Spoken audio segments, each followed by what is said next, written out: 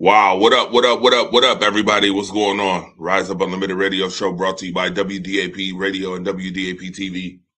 Shout out to everybody that's tuned in right now. Listen, uh, I was going to do a show 2 hours ago, but it's okay. Nevertheless, we here now. All right, we here now. I'm going to do some liking, some sharing. We're going to talk about games from this past week. I'm going to do some picks. We'll talk about tonight's game as well, real quick. It's probably going to be like an hour show. There's a whole lot of other stuff I want to talk about, but I'm going to save it.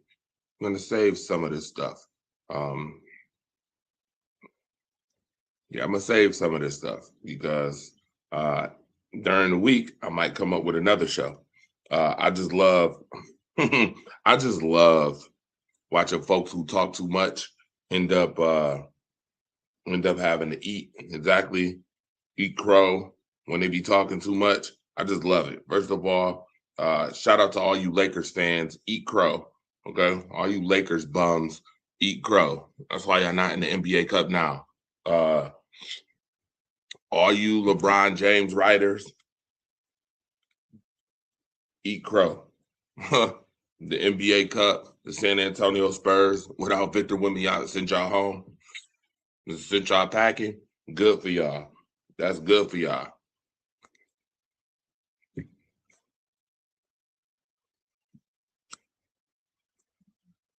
I love it. I love it when y'all get sent home. A lot of y'all get sent home. Big mouth. A lot of people who be riding, jocking coattails, get sent home. Get packed right up for talking too much, for being fake half the time. And you got a lot of them out here that be talking a whole lot of shit and then be getting packed up and then be looking goofy. You got a lot of arrogant ones too. What's up, Melanie? What's good? We're gonna talk sports in just a second. I want to make sure I share this though. I get this shared to some of the folks. By the way, I'm disappointed with some of y'all. Some of y'all cannot keep it real at all. Once again, y'all don't know what reciprocation means. Some of y'all are whack as hell. And I'm gonna be honest with you. At the end of the year, I'm probably gonna cut a lot of folks, and you're gonna know who you are when I cut you off, because a lot of y'all are fucking buffoons on some real shit. Yes, and this is a radio show, so I'm putting it out there now. Undisclosed, unfiltered, unadulterated, dead ass serious. A lot of y'all are fake as fuck, corny as hell, lame as hell, and I'm gonna be honest with you. I'm not gonna keep quiet about it much longer. Honestly.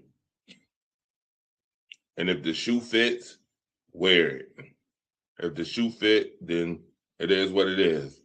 But I'm gonna stop giving certain folks energy when they can't reciprocate. Dead ass. A lot of y'all do not know what loyalty mean. A lot of y'all do not know what consistency mean. A lot of y'all are corny as hell. And I'm gonna be honest. And it's not just in sports talk. It's in a lot of other things.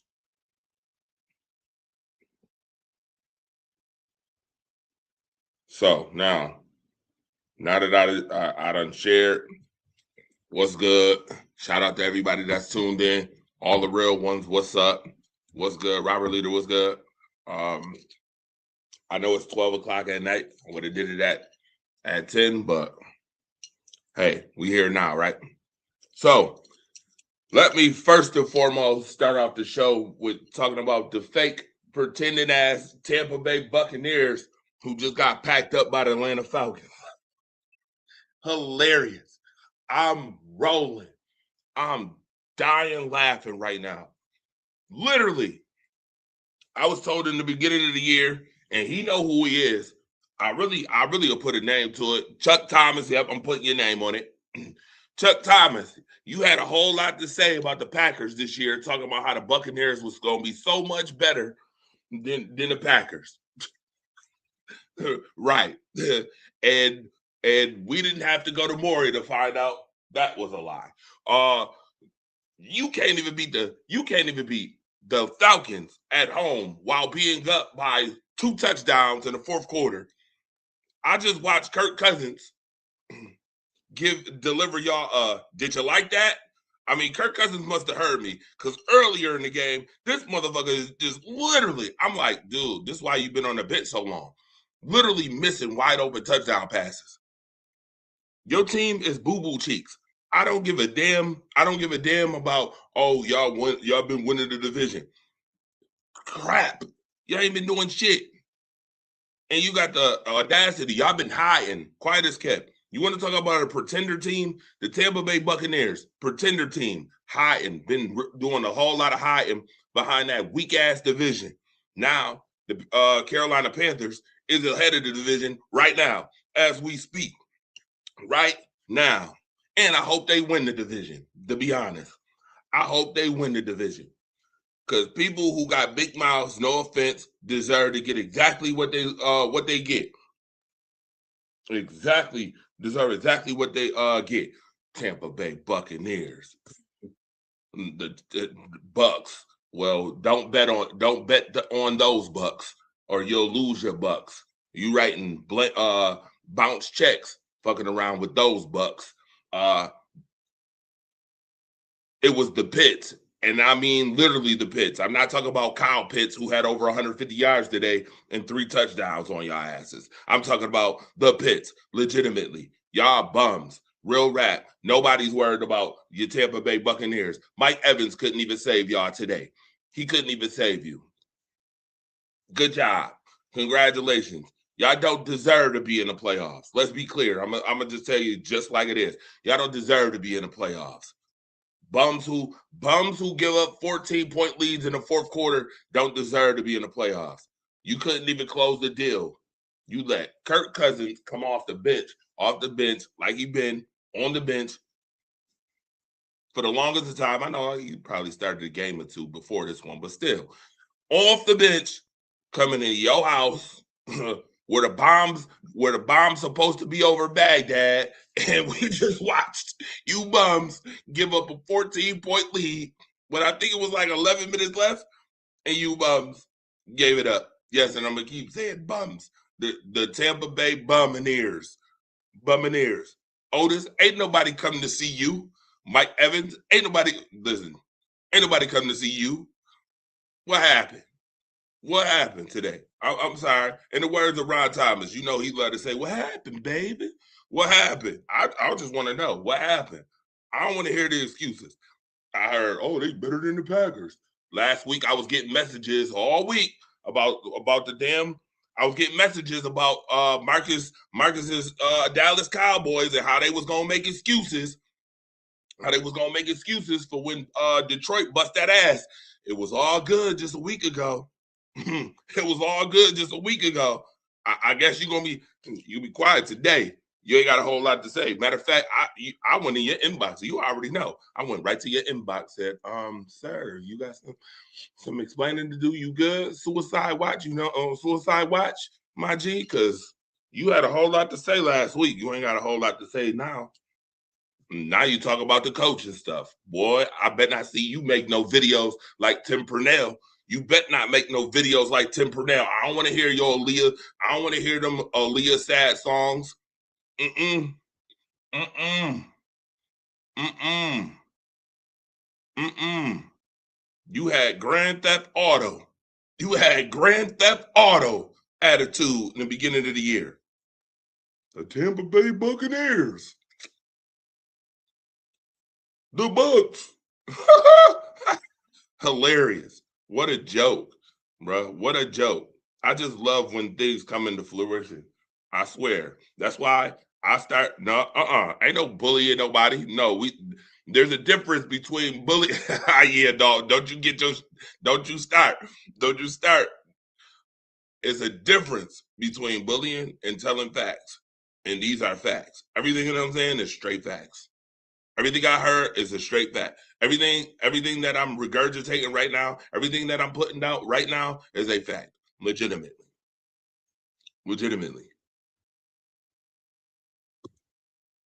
You bums playing the weakest conference, one of the weakest conferences in the NFC. You've been hiding way too long. No, you good though. You been hiding way too long. Sorry to say it. We're gonna start calling out the Tampa Bay Bucks too. Baker Mayfield went from supposed MVP conversation guy in the beginning of the year to 7-7 to 7-7. Oh, I ain't heard from them in a while. 7-7, by the way.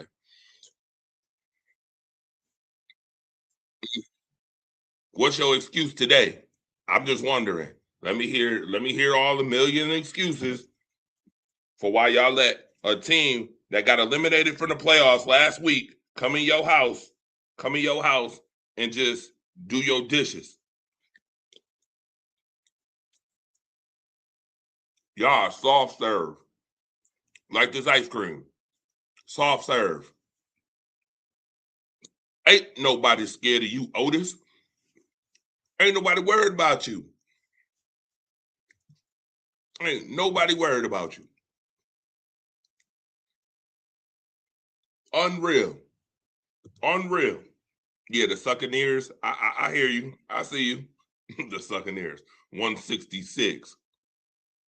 166. Yeah, clowns. I don't want to hear nothing. I don't want to hear nothing. Hmm. I want to right here. We had all that talk. You had all that talk last week. Inboxing me on the low. Talk about other people's teams. Not today. Not today. You over here. You over here taking the Carmella treatment, eating defeat. Eating defeat right now.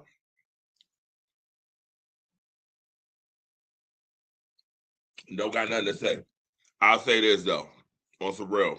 Kirk Cousins, that was a good redemption. Uh, that was a good redemption plan, sir. After you blew that touchdown earlier that I put in my group. Good way to hang in there. Good way to hang in there. I don't know, man. Atlanta got some decisions to make though at the end of the year. Where is this Kyle Pitts? Where has this Kyle Pitts been? I'm just wondering.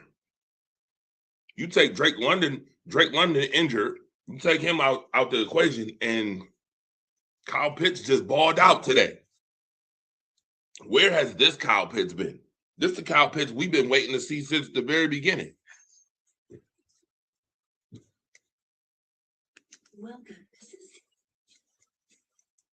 They want to know. They want to know.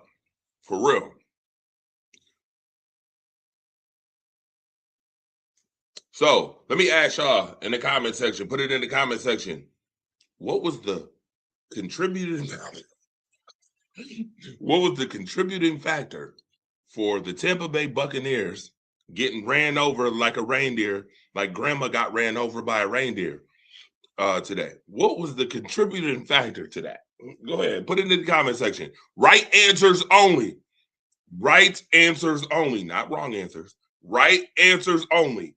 I want it. I just want to know what was the contributing factor tonight for the Tampa Bay Bucks. The Bucks stop here. The Buck stops here. Uh, Getting ran over by the Atlanta Falcons in the fourth quarter. I'm just wondering. Come on, put it in the comment section. Now, with that being said, we're gonna get to some more stuff too. While we go ahead and answer that. Ron Thomas, I see you. What's good? Uh, they ain't got a whole lot of words tonight. Them Bucks fans, they got a whole lot of words tonight. But I will ask you, where the hell this team? That's the team I seen in the fourth quarter that played against Buffalo that beat Buffalo. That's the team. We need to see that team consistently, Ron. I keep telling you, dude, I'm gonna blame you every single time from now on for not doing your job, baby, and getting them together from now on. You down there in Atlanta, letting them just buck up the chicken. Raheem Morris over here with all the talent in the world, got all the potential in the world, and you just y'all do this in the fourth quarter. Why y'all can't be consistent? I'm just wondering. Why y'all can't consistently be a legitimate? Why y'all can't be 7-6 right now? I'm just wondering.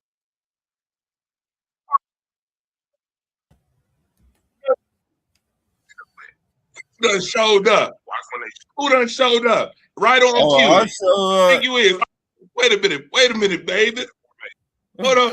Wait a minute, baby. What happened? I'm just wondering. Total miss. I'm just wondering, Ron. Let me ask you this question, sir.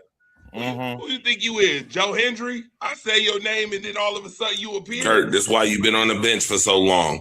Now the first camera angle didn't show it, but this one will. Watch when they show the replay. Again? This is why you've been on the bench. Look at this, Ron. Look at this. Look at this. Look at this. Look at the formation. Kirk Cousins early in the game, by the way. Watch this. Total miss. How your man missed that wide open touchdown so early? Let me say this. I've been saying I want Raheem Morris gone for a long time. I still want Raheem Morris gone.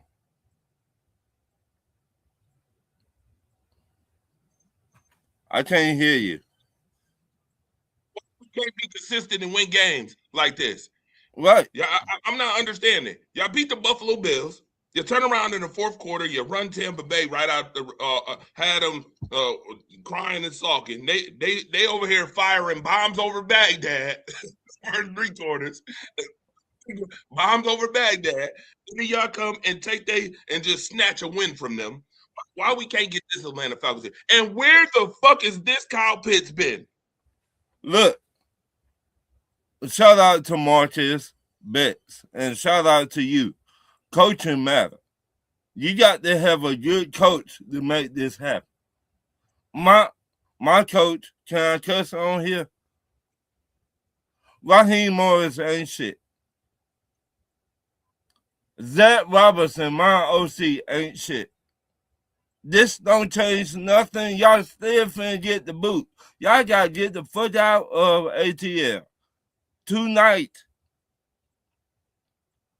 Yes. Because look how many games we lost. Get no favor tonight? Hell no. Oh. Look at my record. We 5-9. It don't change nothing.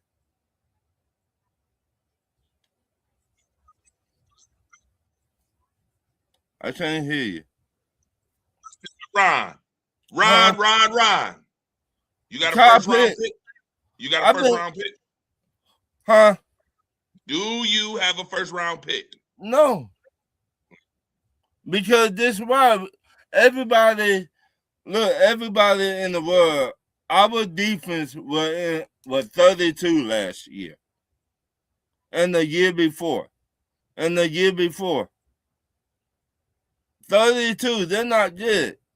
So you need pass rushers, right? We got Jalen Walker, then we got James Pierce Jr. We traded back to get James Pierce Jr.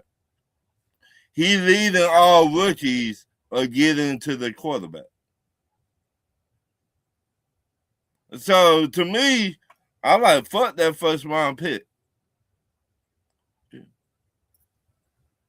He got 6 sacks. You ain't the Colts. Shit. The bullshit. Bullshit. So I looked at it took my from 32 to 26. I would take that.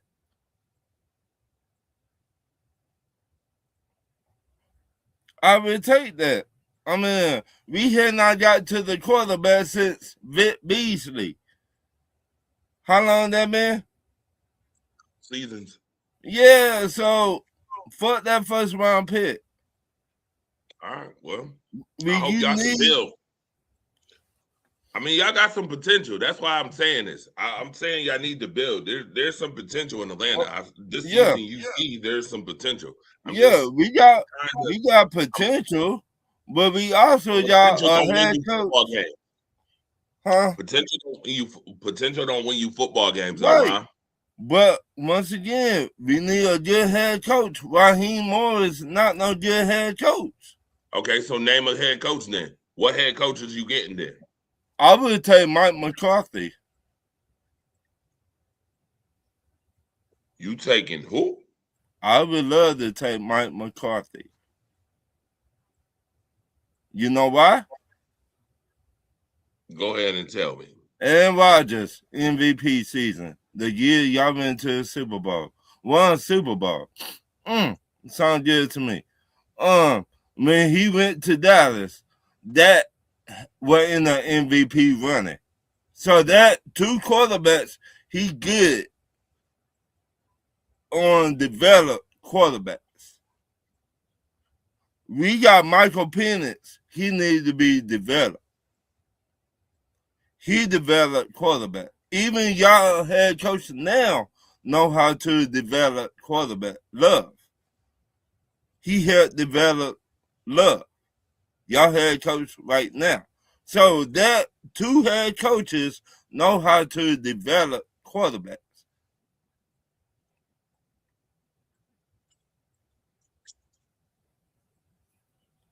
I got a question for you real quick. Sure. Go ahead and talk about what worked for Atlanta today. I don't got a question. You go ahead and give us a synopsis of this game real quick. Kyle Pitts finally step up. Kyle Pitts finally show the fuck up. Had his way with every corner and every safety like he's supposed to. When we first drafted him, he finally said, "Oh, I want to play today." We do run the ball. When you do run the ball, you get Baker Mayfield off the field.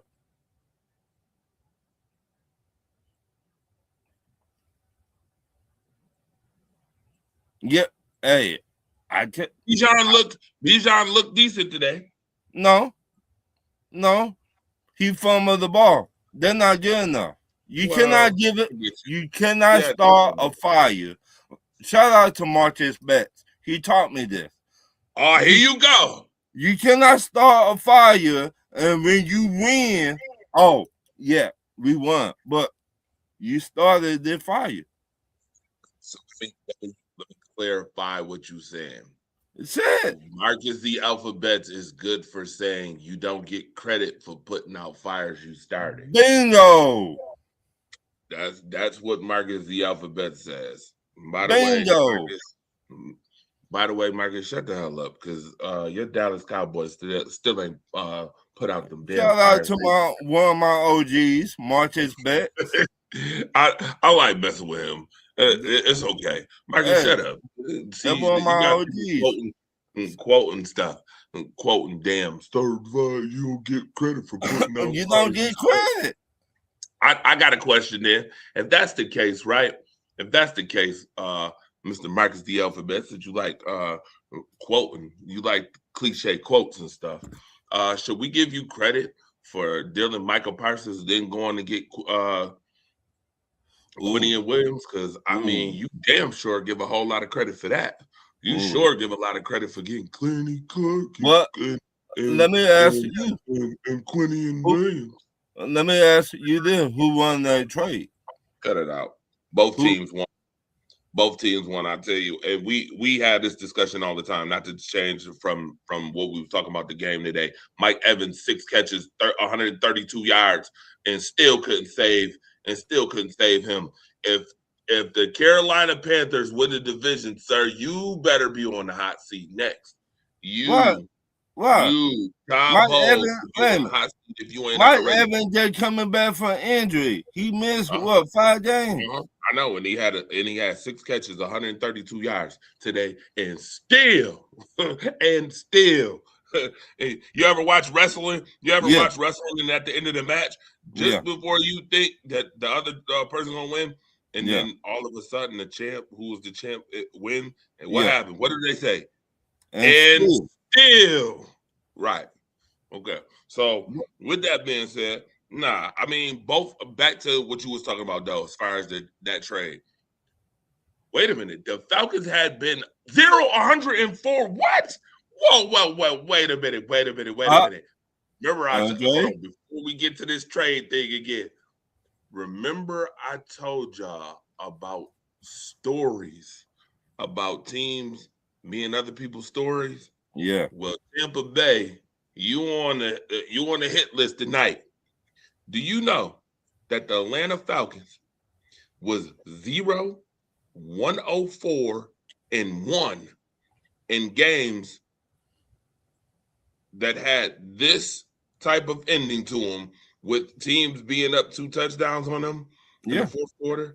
Was that late? Yeah. 0-104-1. Coach Cousins got their number. And now, and Tampa Bay just gave up. Yo, Chuck, hey, Chuck Thomas. Sir, I don't want to hear no more trash talk from you for the rest of the year. I'm so serious. Let's break this down now. I don't want to hear no more. Listen, if the Carolina Panthers win the division, I want you on your show that you do with Dalton Smith. Don't think I don't be paying attention. I want you to apologize on your show for the comments. I won't even say buffoonery. Comments that came out your mouth. To be honest, Andre. Andre, I took Tampa Bay. Yeah. Shameful. This why. Shameful. This why. Coaching matter. Coaching matter. Well, I didn't take them. I don't trust Tampa Bay. I've never been a fan of Tampa Bay, and I don't trust them. I'm a Falcons fan. I don't even trust my own team. Ron, no. Hold on, row. We needed Scooby-Doo mystery clues to figure out that you're Atlanta Falcons fan. Sir, you got the river flag flying right behind him. But everybody asked me, and I keep it 100. Do I trust my team? Against your team, Pete Rose. You over here betting against your team, Pete Rose. Yes. Do I trust my team? No.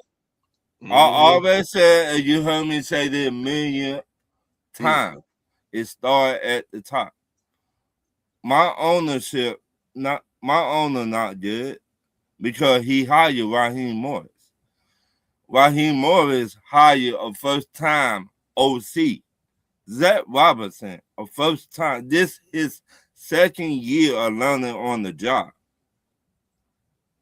Raggeds beat the Ragganeers.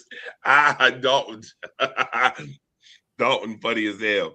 Hey, I don't trust Raheem. Oh yeah, well, Raheem act like he did something tonight. Was yelling in the video camera. You ain't did nothing. You still on the hot seat. If it were up to me, I got the moving truck outside, gassed up. I'm not playing no game with Raheem. Don't promise us when you take the job, oh, we're a quarterback away. Oh, we is? We're a quarterback away, Raheem?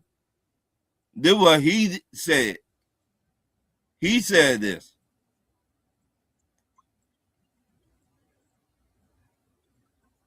Raheem said this. He ain't got the juice? That's what you saying? He don't got the juice. Oh, okay. Well, you see, we done have with some of the best of them. Yeah.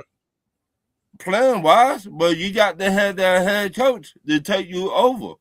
And Raheem not that head coach. I've been said that. I said that on Talk Your Ears for the past 3 months.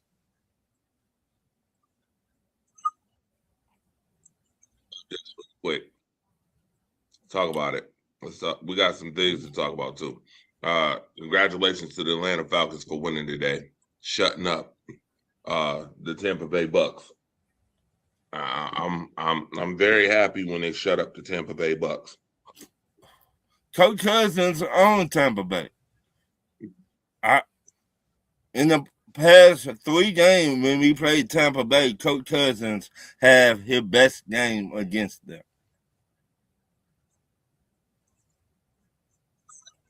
Stats don't lie. Let's talk about this real quick before I get into these picks too.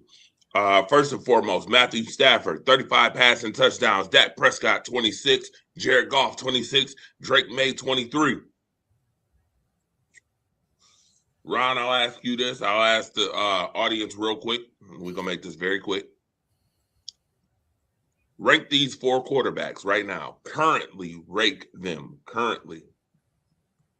Matt Stafford, number 1.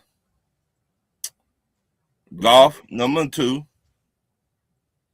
Dak, number 3. And the other one, number 4. Okay. Now that you ranked them, right? Mm-hmm. How many of these quarterbacks is going to win this week? 3. You said 3? 3. What 3? Matt Stafford, Goff.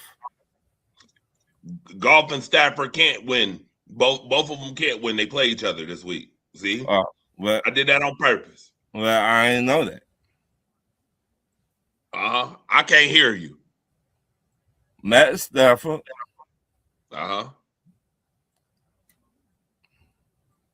And the Patriots on quarterback. And that going to win this week. Wait a minute. So Matthew Stafford and who is winning? That and the Patriots quarterback going to win this week. Don't y'all play the Patriots this week? Oh, you saying Drake May beating the Bills this week? Ha ha ha! Okay. See, and I thought that's what you said. Okay. All right. And this why? Watch that. This why? Watch out now. Because they hungry. Oh, because they hungry. Oh. And they got the Buffalo Bills number. Oh. Do they? The way they went into Buffalo and beat Buffalo, they're gonna play just like that this week coming up.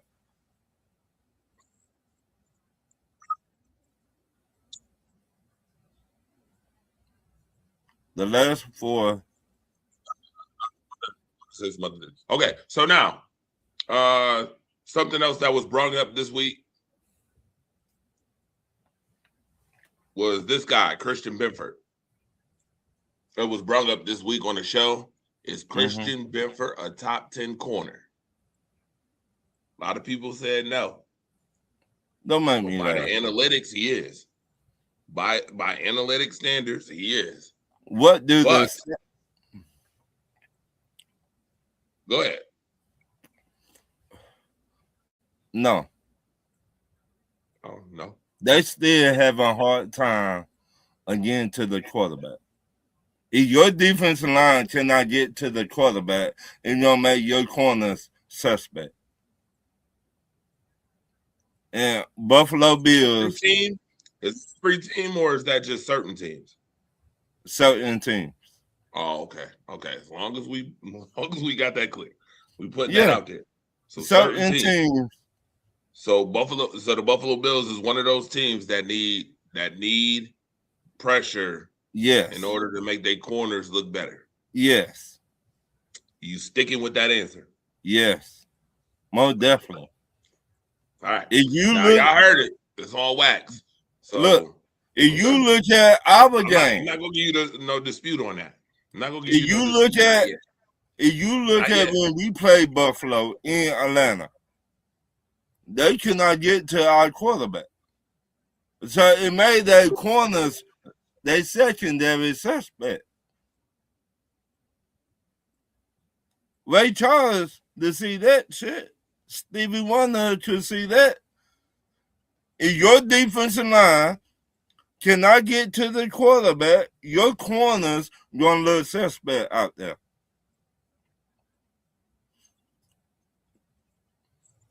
Can't hear you. No dispute on what you're saying right now. Nothing. Nope, not yet. No comments yet. Not look yet. I need to see a little bit more before. And I know people will say, "Well, it's week 14. Haven't you seen enough?" No. No. No. Not yet. Nope. All right. Remember I brought up Jared Goff and Matthew Stafford? Yeah. I brought that up for a reason, obviously. Yeah. Reason being I brought that up is for this. Jared Goff is 3-1 against Matthew Stafford, which is a surprising shock to me. Right. Matthew Stafford 1-3. But if you look, you would say who's outperformed who in these four matchups? You would say Stafford, right? Right. So Ron and everybody that's watching, I just want to know. I asked this earlier. Can anybody tell me what would be the reason exactly for this to be like this? Ooh.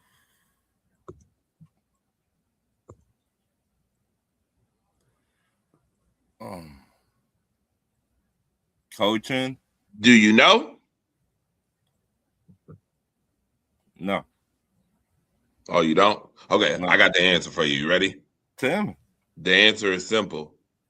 The answer is because these two teams, these two players switched teams. Oh, These wins that Goff got against Stafford is when Goff was a right. Ram. But majority of his wins is when Goff was a Ram. Let me ask you this. Let me ask you this. Who you rather have win the game on the line? See, that's a very good question, and my answer is going to be Matthew Stafford. My answer is Stafford. As much as I've seen Jared Goff when games is on the line sometimes, and a little suspect. I get questioned sometimes. Which Goff are you going to get? Are you going to get the guy who's on the 9-iron on the back power, right? Or are you going to get the guy who want to play football? Now, let me ask you this. Do you think Matt Stafford is our today Brett Favre?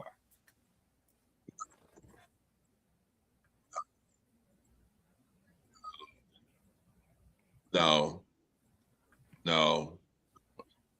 I can understand the correlation why you would ask that question, but the answer is no. This why no. I say this. Okay, so let me turn around and ask you this question and rebut to that. I know usually we don't ask questions to answer questions, but in this case, I think it's well within reason. How many league MVPs does Brett Favre have? One. Huh? No, he got one. One? Yeah. I mean, I ain't really keep up with his. Hey, watch this. Watch this. Hey, Ron, I'm gonna let you go ahead. I'm gonna give you I'm gonna give you a minute to go ahead and look that up. And then tell me how many MVPs Brett Favre got. Go ahead and look it up. Go ahead and look it up. It's simple. Sharon, right on the show, and she just answered the question already. Sharon answered it. Look at the comments. You see it?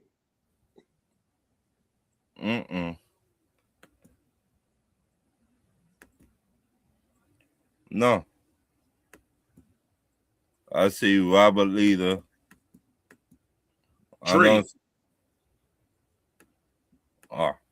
See, I ain't know. Those trays. Yes, Deborah Beatty, we know you would rather have Goff win. Of course, you don't want the Rams to win. Of course, you don't want the lamb, as you call them, lamb chops to win. We know why. But the reason I said that, because Matt Stafford put everything on the line, just like Brett Favre did in the past. I get you, but that correlation, I get you, and I get where the correlation comes from. I got you when you said it. I kind of figured that's where you were going, but Brett Favre had a certain toughness and a certain mentality going into games. Of course. 3-time MVP, league MVP, Super Bowl winner, and a Super Bowl winner. Right. But Matt Stafford got a certain toughness too. If you look at Brett Favre, let's be clear, outside of you know what? outside of the fact that he was stealing Mississippi funds, Yeah. Brett Favre is one tough son of a gun. Yes. I mean, that was tough, but this is tough. Yes. Brett Yes. Favre was one tough son Yes. of a gun. Trust me, Let's be clear. Andre. When we traded y'all him, we did not know what we had. By the way, we want to thank your organization for. I know you do. You think you slick. Thank you. Thank you for putting him in our lap. We appreciate the love and support. It go back of being coaching. Coaching matter. If a great head coach or a good head coach would never made that trade. So Sharon, the question at hand, we were talking about this. I asked a question. If you look at this slide right here, Jared Goff is 3-1 versus Matthew Stafford. But if you look at the production, you would say, well, Matthew Stafford outperformed him in these games. So I originally asked, what was the reason for this? And then I answered it because a lot of people will forget that these two actually switched teams. Right. So Jared Goff was a Ram and was beating Matthew Stafford when he was a Ram. Right. And that's why the head-to-head looks like that. Even though Matthew Stafford passed for more, you got to also remember that he was kind of Detroit's defense because Detroit didn't have the greatest defense at all. Right. Detroit had some of the worst defenses with Matthew Stafford around. I think Detroit might be one of the only teams who also went 0-16 as well. If I'm not mistaken. So, and the Miami Dolphins that 1 year. So then the question got asked after that: is Matthew Stafford this generation's Brett Favre? And I said no. I said I understand the correlation because they give everything they got. They put it all on the line. Right. But Brett Favre was a different specimen. Because I remember he was tougher than the Mississippi. He was tougher than that Mississippi stealing that he was doing. Yeah. I remember those games when he was in Detroit. And his shoulder was out. And he still got a touchdown or the field goal. Respect it. And I was like, I totally respect that. And shout out to Matt Stafford. He came from my college, Georgia. Now, here's my question to you, though. How many MVPs does Matthew Stafford have? Ooh.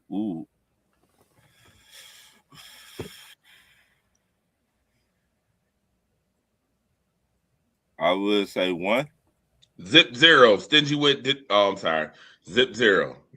Well, you might have one this year. Yeah. If they don't try to pull the political move and give Drake May because he played for the Patriots the damn MVP. Matt Stafford on another level right now. That political move. Right. Okay. Yeah. So it should be Stafford, but it should be Stafford this year. No, but I've seen we've seen some crazy shit. Yes, thank you. I've seen some craziness in my time watching sports. So, all right, I want to move on from this and talk about something else as well. Talk about another topic real quick. Obviously, we talked about Joe Burrow looking like he might be looking at early retirement because of his comments in the press conference. We talked about that. Can we talk about that again? Do you want? Okay, that's fine. I got something I need to say about that. I will retire too,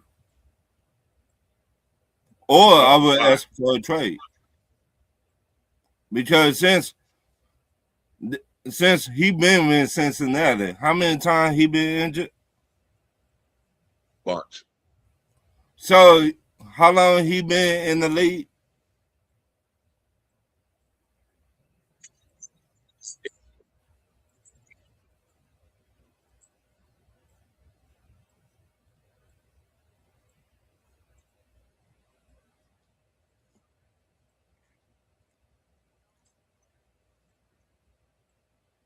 About 6 years. I can't hear you. I want to say 17. Deborah said F. Stafford. Sharon said why? Because offensive line matter. Cincinnati had not protected him on the offensive line since even the year they went to the Super Bowl. Their offensive line was trash. You got a face of your franchise, Joe Burrow. He, to me, in my opinion, the top 5 quarterback in the NFL.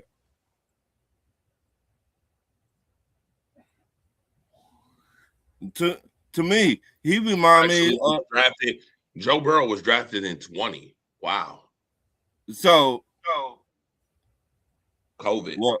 He was in the same draft class as Justin Herbert, Jalen Hurts, and Right. Tua. So you cannot protect the franchise of your team? No, because the Cincinnati Bengals are a worse organization than the NFL. Quite a bit. Right. So who that remind you of?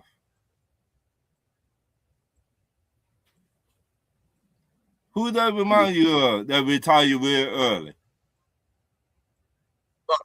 Andrew Luck? Yes. Bingo. They ain't had no offensive line with the coach either. The same thing happened to him. Cincinnati don't got no offensive line to protect that man. I can't hear you. Problem. Did you hear that? Here's the problem: when you put all your chips on one side of the field, right, or when you got a whole bunch of people that you got to pay, there's a problem. Trey Henderson is probably going to walk. You had to pay T. Higgins. You had to pay Jamar Chase. You had to pay Joe Burrow. Right. I mean, that's a lot of money on the offensive side. I think that's like $140 million between the three anyway. I read you all that times due to injuries. Yeah, when you got to do that, I mean. So wait a minute, time out. Hold up. Let me rewind that because I think I'm catching a vibe here. I think I'm catching the vibe. Ron Thomas, are you alluding to the fact that maybe Joe Burrow is trying to get an early retirement so he can switch teams? Bingo. Yo. I will not put it past him. You cannot protect me. Mm-hmm. And I'm not 50-50. I'm looking at Tom Brady was taking less and still helping his team get the players that he wants to get. So they can protect him. Tom Brady. I hate to break it to Chicago fans. The Bears are not making the playoffs. Really? They're 9-4 right now. And they just went from Tom Brady got the max when he went to Tampa Bay. Let that sink in. Tom Brady was not getting no big money when he was with the Patriots. His money was coming from commercials, what everybody don't realize. That's how he was getting paid. I get it. You want to get paid, but you got to think, do I want to get my money or do I want to get protected? So if I'm here, get me out of Cincinnati. And that's one of my questions for Talk Your Ish. Name a quarterback in the AFC that need to ask for a trade and go to the NFC. I can't hear you.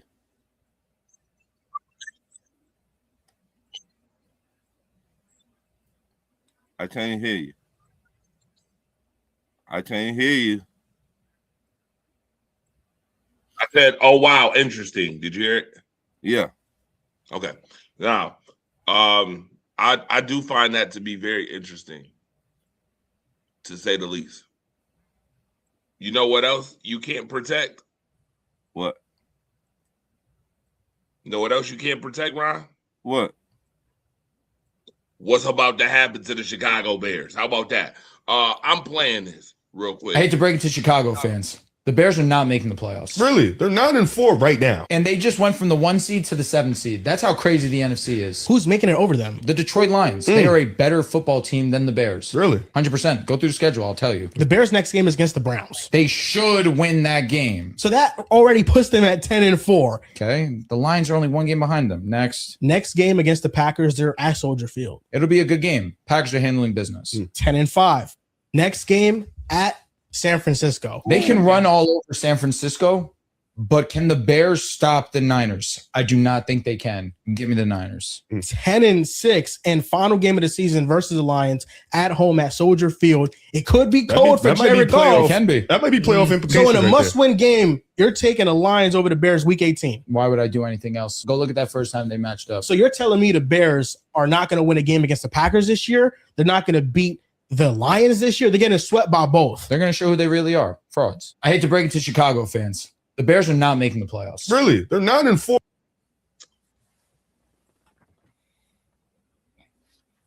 Hey, look. I've been telling y'all this for weeks. I agree with them. Totally agree. Look, I wanted to tell all the people in the chat, I did not say this. I did not say this. So don't be in my DMs. Don't be don't trying to get at me on Facebook. I hate to break it to Chicago fans. The Bears are not making the playoffs. Really? They're 9-4 right now. And they just went. Make sure y'all heard that again, just for shits and giggles. Yeah. Not making the playoffs. I agree with them. Totally agree with them. Green Bay. I'm telling y'all this for weeks. I'm telling you right now. It was a nice Cinderella story while it lasted, but the Chicago Bears are going to do what the Bears do. So you saying, you saying that we choke? Yeah, absolutely. Going all the way down the last 4 games, that we choke. Absolutely, except for Cleveland, they may beat Cleveland. I don't but think after that. But after that, Andre, I don't think that would beat Cleveland. Did you just see what Shedeur just did? I saw that, but again, that's one game. I need to see if Shedeur do it twice. Then I'll listen. Marcus better hope that Shedeur don't. Marcus better hope. Marcus the alphabet better hope that Cleveland that defense don't show up. He better hope that Ben Johnson got something for that. Because if they don't, I'm telling you right now, if they lose to Cleveland, they definitely not making the playoffs. I'm gonna just tell you that right now. If lose Cleveland would be remember the casket matches in WWE? Yeah. That would be me putting the casket and closing the casket. Look, on I gotta say this again for everybody in the comments. I did not say this, so don't be coming at me on Talk Your Ish. Don't come at me. Don't come at me on Facebook or Twitter or Instagram.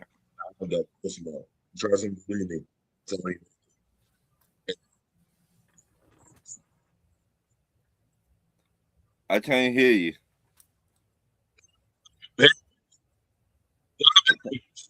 I can't hear you. The Bears lose to the Cleveland Browns. You can call it, you can wrap it up. You can mummify that thought because it's done. I'm telling you that right now. They're not beating, first and foremost, let's be clear. I don't know why. I don't know why in the hell. The guy even made the notion about, it's in Chicago. It might be cold. Detroit is cold. Yeah, they got a dome, but Detroit is cold. Oh, last I checked,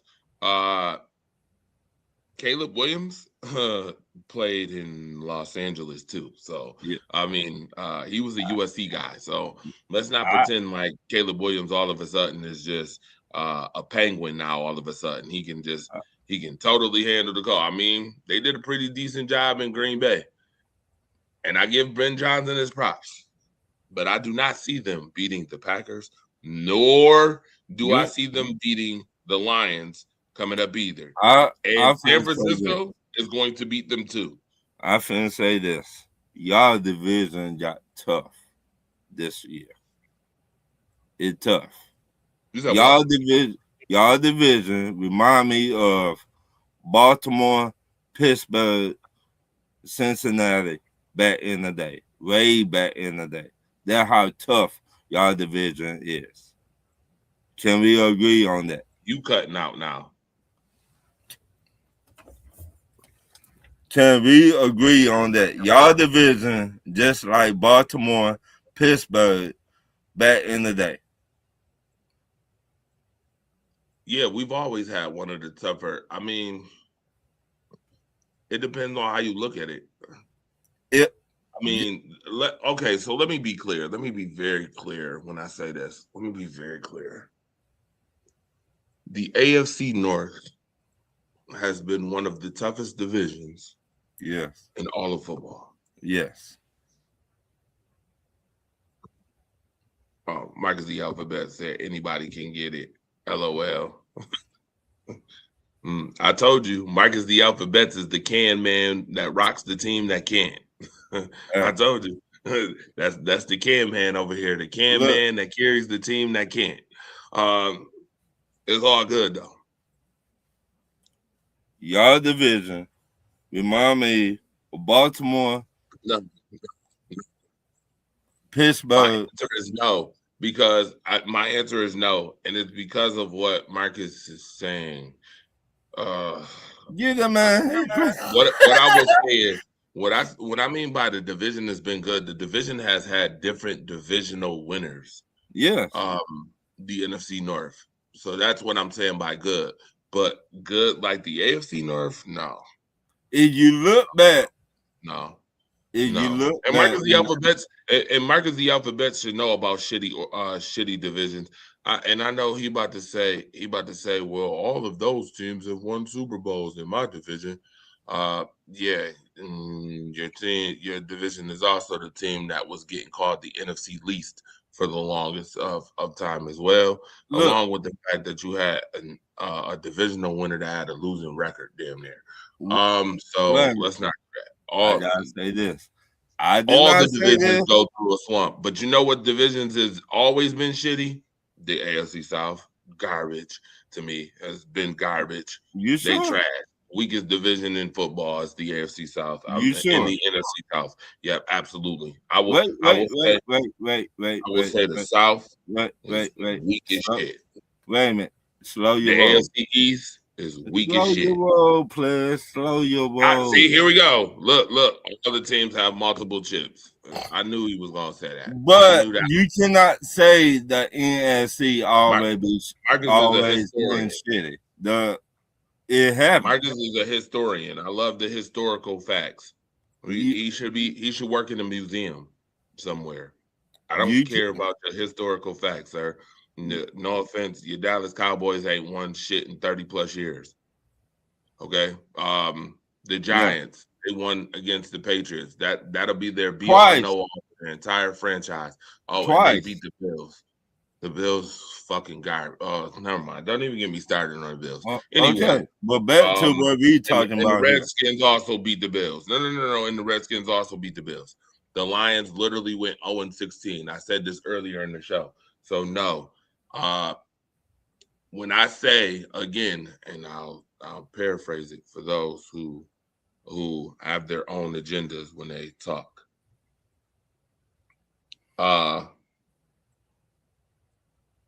Deborah Beatty, y'all might be the only team that I've legitimately consistently seen can hold up in a cold. The 49ers. Anyway, moving on. That's actually a West Coast team. Now back to what we were talking about. The division has had multiple divisional winners, which would say that the competition has changed. There hasn't been a division where the Patriots have dominated a division for 17 years in a row. The AFC North has had multiple changes in divisional winners constantly. The Pittsburgh Steelers will win, then maybe Baltimore, then Cincinnati Bengals. Has the Cincinnati Bengals won a division yet?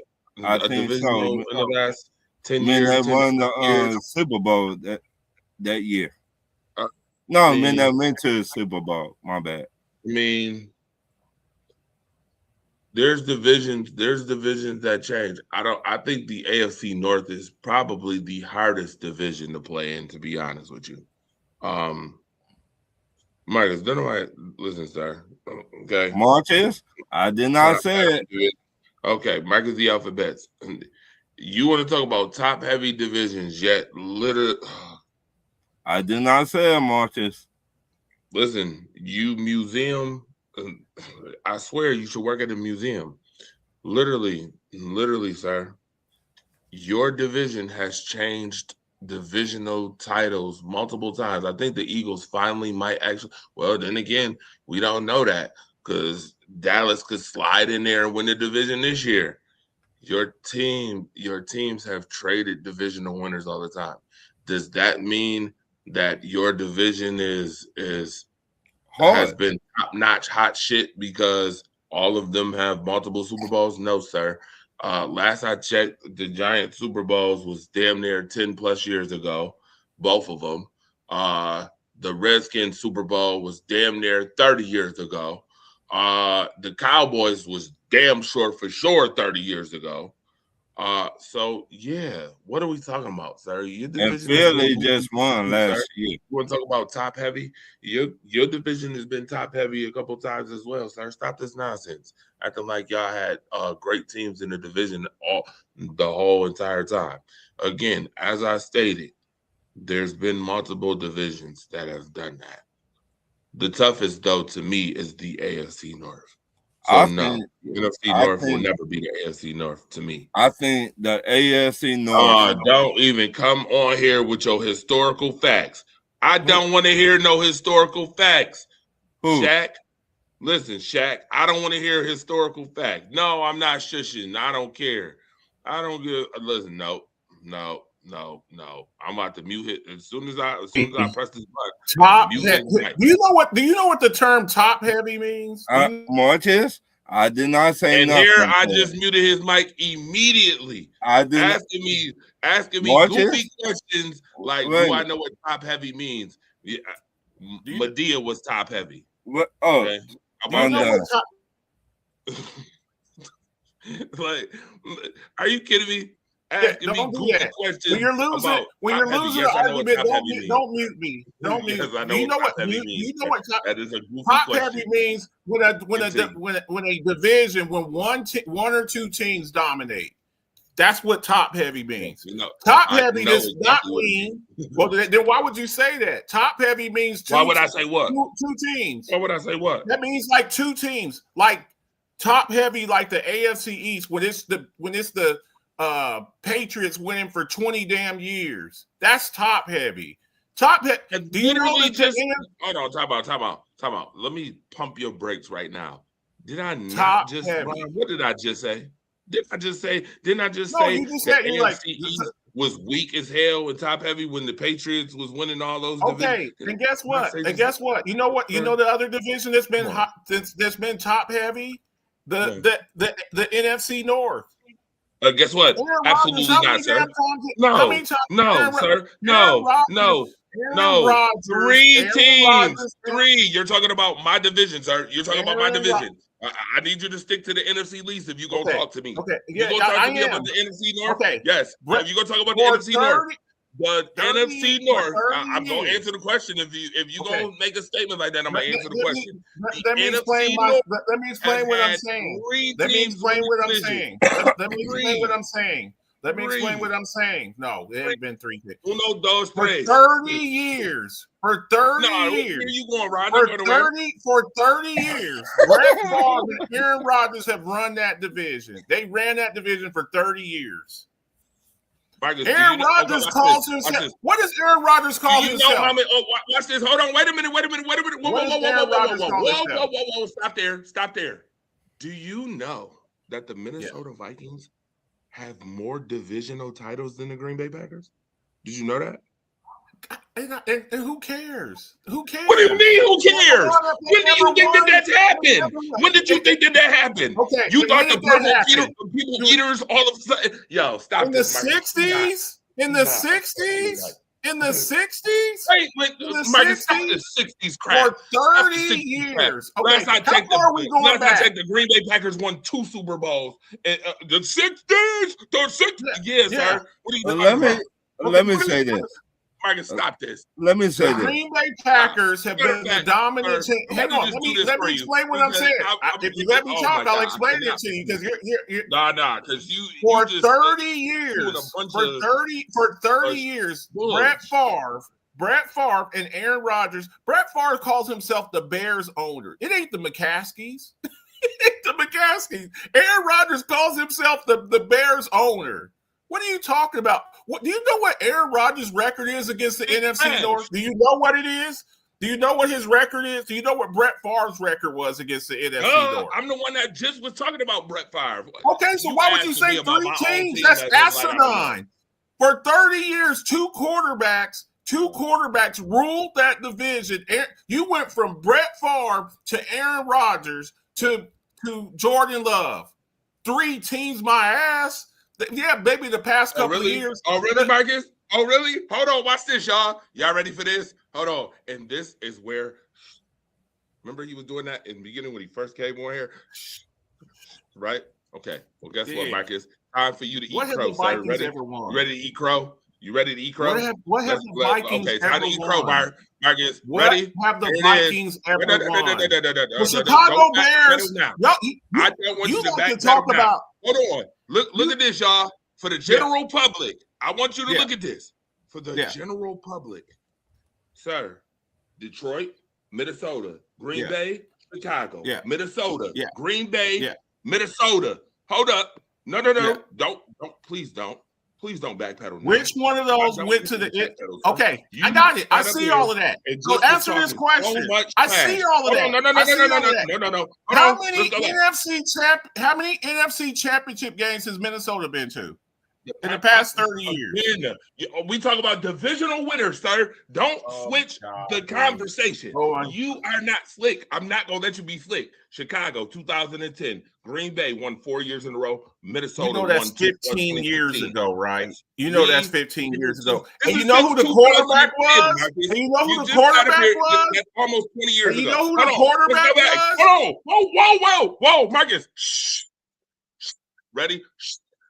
Vikings 2009, Vikings 2008, Green Bay Packers 7, Chicago 6, Chicago 5, Green Bay 4, 3 and 2, Chicago 1, Minnesota 2000. Marcus, that's 25 years. I see 3 teams. And as I stated, Chicago. once again, Okay. Let me once respond. again. Let me respond. Okay. For one, Brett Favre went to the Vikings. Okay, Brett Favre went to the Vikings. Okay, it's not for. He It's went not to the Vikings for how many seasons, Marcus? Stop this buffoonery. They were so terrible at quarterback. They were so terrible at quarterback. Has played longer as a Ram quarterback than Favre has played as a Christian Ponder. They were rolling out Christian Ponder. Stop it. Stop. Stop. Once again, you can say Christian Ponder. I need you to ponder on this. Okay? Don't try to deflect Christian the Ponder. That's Sir, what you're leading to. That's what you're leading to. Overall, since 2000, I see one. Matter of fact, we literally seen all 4 teams since 2000. We literally seen 3 teams until Detroit won the last couple of seasons. And that's the difference. You're making my point for me. There has not been. Top heavy. You said 2 teams. There hasn't been a repeat NFC East champion for 20 years. Do you understand that? 20 years. I know this. You talking about the NFC East. I get it. I meant the NFC East. Okay, so Marcus, this is what I need you to do. Hey, I need you to do this favor for me. I need you to stick to your the twinkle twinkle little star, No, how no, I no, wonder no, what no, you no, are. no. I need No, you no, to no. stick to your See, Achilles I was and watching let me football. run the I North. was watching Oh football no, when you I were don't just want to hear getting those. facial hair. Don't I try was to watching grandpa shit football with when me. you just Don't started try that getting a grandpa shit beard. with me Okay, just because you I 50 was plus just years old I and was I'm 40. watching football. I don't I was care. watching football when Shit. you Man, were I don't finally care. growing a I don't mustache. care. When I you don't started care. getting some hair in your Try to chest. grandpa me. Okay, This mother, okay. I was watching football when my you were man is just sitting growing up there. hair in your He chest. trying to hit me with the Sanford and Son shit. This ain't Sanford and Son. This ain't Sanford and Son, sir. You can't hit me with that grandpa shit. Sure, I I'm can. not the person you can I've do been that watching. to. I've been Nah, watching you can't do football that to longer me. than you've been alive. You I've been can't- watching listen, football Marcus, longer than you've been alive. I wouldn't give a damn if you listen. The I'm sorry to Chicago say this. Yo, Bears. listen, The Chicago. listen, I love the Y'all show and talk I love about. when it get heated like this. But You Marcus, talk I about. wouldn't give a You damn talk if you was about. watching sports longer than Donald Trump. You should. You should. You should. Stick around and learn something. Me. You talk about how long it took the Cowboys to win a championship. The Bears ain't won a Super Bowl since '85, and you're talking about stop it. Stop it. They ain't one of the. Listen, Marcus, I was just saying this shit today. Listen, Marcus. Okay, I know we getting heated. We getting heated on the show, and I love that. I love that heat. This the heat I be liking. Marcus, the alphabet. I'm one who literally just had to tell your man Dennis Holmes this on a damn post. All that damn bragging and boasting and shit. Your team, it took your team 50, 60 years damn near to win a Super Bowl. You finally win a Super Bowl. Listen, the Chicago Bears won a Super Bowl before you. The New Orleans Saints won a Super Bowl before you. The Miami Dolphins won a Super Bowl before you. The Washington Redskins, the New York Giants, the damn Dallas Cowboys. And that's why I'm talking about, and that's why I'm saying why. So look, the multiple every team, and you talk about history now. We're going back 20, 30 years. Every team has multiple. You the historian, you asked for it, and he did too. Multiple He Super Bowls. did too. And you got some divisions that got like one team that's won a Super Bowl. That's hard. That's hard. So when we say top, it's hard out here for a pimp. It's hard out here for a pimp. I guess the Bills. Listen, the Bills is the only team in the AFC East never won a Super Bowl. Totally understand that. We get it. The Bills fans know and the they Jets get it. Ain't won there since what, the 60s when Joe Davis. I know. Marcus, I know, but guess what? So I bet you they won one before the Eagles. Did they win one before the Eagles? Did they win one before the Eagles? Yes, they did. They won one before the Eagles too. I mean, you just again, y'all listen, that's fine. We could go on a historical path. We could go on a trip in your favorite rocket ship if you want to. Give a damn. Listen, sir, I'm just telling you what I know about the North. And I'm telling you that this is a similar conversation that I just had with him. Talking, doing all this bragging and shit. It took your team 50 plus years to win a damn championship, and you're bragging. Please be quiet. Don't say championship, because I actually, and a lot of people don't know this. And speaking historically, before the look, the Super Bowl's only. Oh yeah, we're not going to the AFL. I'm saying, I'm giving you props. No, I'm giving you. I'm giving you. Oh props. No, I know Green Bay. Yes, I know. Green Bay has 13. Look. So let's just say, let's just say one day, they changed the name of the Super Bowl. Okay, it's called the Mega Bowl, and 50 years from now, let's say they change it to the Mega Bowl. Well, you ain't ever won a Mega Bowl. Well, yeah, because they just started the Mega Bowl like 30 years ago. You know what I'm saying? Marcus, you wouldn't know what's so funny though. You wouldn't know what's so funny about that. Motherfuckers won't count the AFL championships, but sure enough, we'll use motherfuckers like let's say Bill Russell in conversations when they talk about shut the hell up. You literally use Bill Russell in conversations when you talk about the GOAT, but yet won't talk about the AFL. Like Bill Russell in the AFL because it's well, I mean, because look, let's keep it a buck. Let's keep it a buck. I mean, let's keep it a buck. You're bragging about an AFL championship, which is which was deemed the inferior league. It was deemed the inferior league. would be like, oh, we won a bunch of ABA championships. Oh, I dare you to say the ABA was the inferior league. It wasn't. The ABA Who merged with who? Who merged with who? That tells you who the who merged with who? Who merged with who? Sir, I dare you. Hold on, watch this. I dare you to tell Julius Page that not Julius Page, Julius Irving. I dare you to tell Dr. J that the ABA was an inferior league. Every league has every league. Listen, every league has stars. Every league has stars, Yeah, but that doesn't mean you're entire. Look, the Negro, we're going to go way back. The Negro leagues had good players like Satchel Paige. That don't mean the entire league was good. There were standout players in the Negro league. That. We know that, but so I'm saying because you got one or two guys because you got one or two guys that are really good. They didn't stay in the ABA. Where did they take their ass to? Where did they take their ass to? Where the money and endorsements ended up going. The superior league. They were the A side. They were A side like in boxing. It wasn't superior at first. Let's not do that. It wasn't superior at first. Superior. If you look at it, look, whoever's the last survivor, that's the superior league. Well, USFL. Guess what? The USFL had good players too. And guess what? That ass folded. We ain't go, oh, I got 3 USFL championships. No, nobody give a damn. Your damn league went under. So no, you were in the inferior league. No one cares that you won a USFL championship. Guess what? You know what else? Guess what? I know something else that fold too. What's that? A kitchen chair.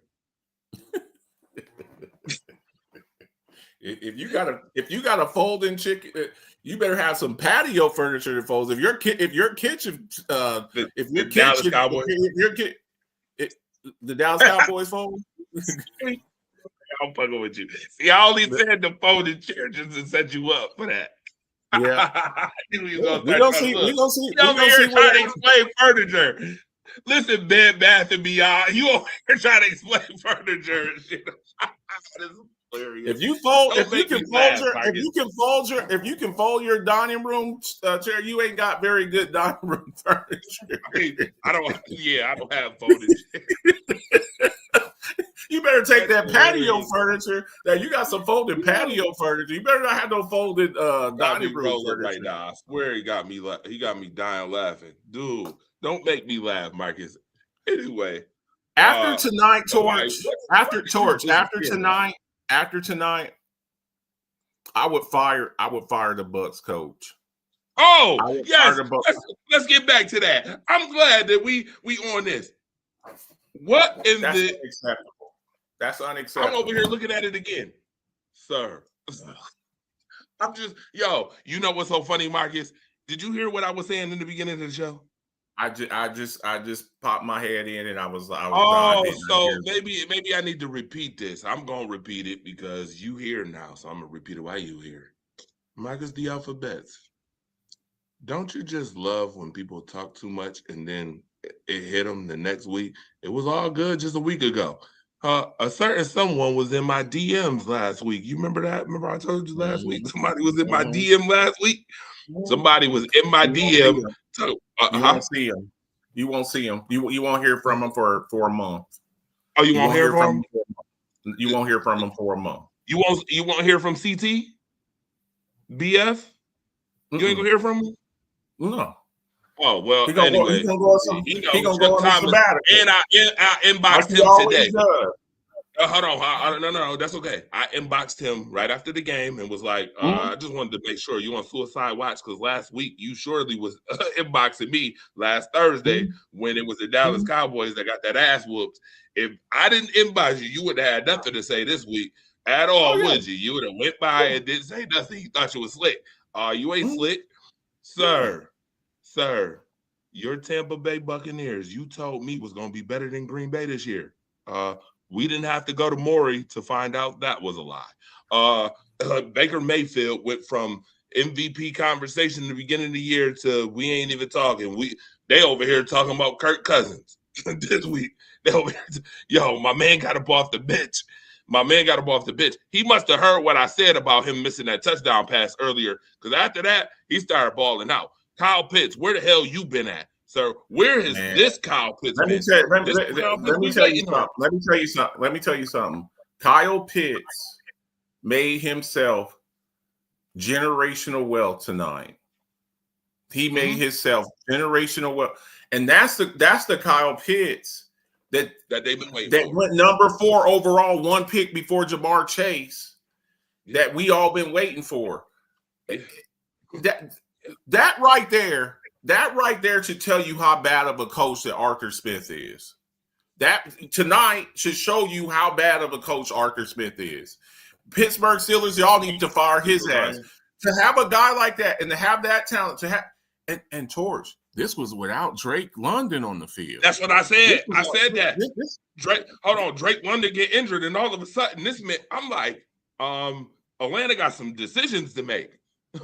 Atlanta got. I just asked Ryan. I just asked him. I'm gonna make a little recommendation. Yeah, Kansas City Chiefs. Look, if I'm y'all, I'm letting Kelsey's ass go, and I'm going to go get him. That's going to be my Travis Kelce replacement right there. Because now, especially after tonight, I don't know if because look, here's a bad thing for them, Torch. Bijan Robinson, that's what I'm saying. That's what I'm saying. Bijan Robinson is going to probably be him and Jahmyr Gibbs. They're probably about to jump to the top of the food chain as far as running backs. Drake London's a first-round pick. You're going to have to pay him and Bijan and Pitts. That's where you're at. That's bad news, man, because you're going to have to make some serious decisions as far as now they might be able to pull it off because you ain't paying a quarterback. Well, you're paying Kirk Cousins. You're paying Kirk Cousins $40 million. So do you want to stick with Michael Penix? Because you got the man with that's torn his ACL 5 times. Now this goes back to the whole should you have drafted Mike Penix? This goes back to that. This goes back to should you have started Kirk Cousins? After what you've seen tonight, Kirk Cousins better be starting for the rest of the year. And be honest with you, Atlanta got some. He is starting for the rest of the year because Penix is out. Penix I know, but I'm talking about for next year too. They better make some very interesting decisions coming up in the offseason. There's no way you can continue to keep doing the same crap that you've been doing the last couple seasons. You cannot. It will not. It does not sustain. You got too much talent. See, Marcus, and now with how players act and things of that nature, the player empowerment movement and all this shit, Marcus, I'll be honest. If I'm Bijan, do I really want to stay in Atlanta? Here's the 2020 NFL draft. Or was that? Well, that was the 2021. The 2021. Joe Burrow, Tagovailoa, and all of them was 20. 2020. Hurts was 20. You drafted you man. What year was Penix? What year was Penix? Penix was 2 seasons ago. Was that 23? The 2023 draft? The 2023? Yeah. He came out right after Washington lost, remember?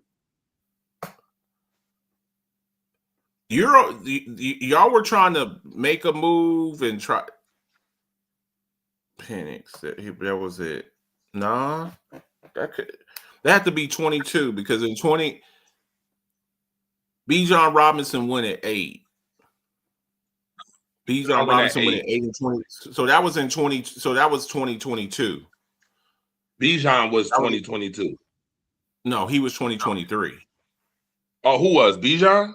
Yes, he's only been in the league him and Gibbs. Wait a minute, Penix was in the league. Started when? So when the hell did Penix came out after Michigan beat Washington? Michigan just beat Washington. Harbaugh only been a coach for the Chargers, what, 2 seasons, correct? This is his second season. Correct. So Penix came out the same time Harbaugh became a coach because Penix lost to Harbaugh in the national championship. Michigan beat Washington, beat the brakes off them. Dude, Penix was in the 24 draft. Correct. Which would be after the 23 season. Correct. The 23 season into 24. And here's where. Now look, hindsight's always 2020. Penix went at 8. Okay, they were sitting Correct. there at 8. Yeah. You took him before Bo Nix. You took him before Bo Nix. It's an epic miss. Even though I can understand that thought because again, Washington the year prior went to the bowl. Oregon has been known for choking. So yes, I totally understand the Michael Penix over Bo Nix. And to be honest with you, let's be clear. Michael Penix was better in college. But if you just paid Kirk Cousins 4 years, $160 million, why not put more pieces around him? So with that, you dropped the court. That was a luxury pick, and you had guys on the. You got. Let me see here. Marcus, Jared, the reason why they did that was because hold on, Marcus. The reason why they did that, which I'm not saying it was a smart move, but remember what the conversation about Kirk Cousins was in Minnesota. Remember, Stephon Diggs was the same guy that was. Remember, Stephon Diggs. Do you remember that I was on the radio? He was coming and correct. He was coming off the corner. Marcus, do you remember I was on the radio show? I was on the radio and I asked Stephon Diggs' mom the question, who does Stephon have the better relationship with, Kirk Cousins or Josh Allen? Do you remember that? I don't remember that. That was the tough. That was a tough. Yeah, absolutely. I asked Stephon Diggs' mom that. Sure did. Listen, when you in journalism, that's a tough question, and I get it. But at the same token, I also get the answer. You know what the answer was? What's that? She said that they love them both. I get it. It's Christmas time. They good friends with Kirk Cousins still. I get you. But let's not pretend that all that friendship shit only meant what, Marcus? Because he left Minnesota and then he left Buffalo. And where did he go? Then he went to Houston, got injured, and now he in New England. See how he acting in New England? So what? Oh, he loves Drake May is best friend too. He loves Drake May. He loves Drake May. Then. So right. So that's why you asked. That's why I asked the question. You all that friendship shit is okay until business is involved half the time. Yeah. So again, we know what the conversation was with Kirk Cousins. That's why they did that. First of all, he was injury prone, number one. Number two, they questioned him as far as his gameplay. That's why they drafted Penix. They thought that they was doing a solid by putting some fire up under him.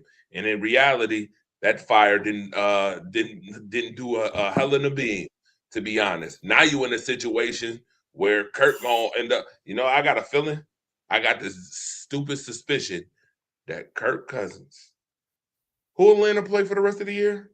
Look at Atlanta's schedule. Somebody look at Atlanta's schedule.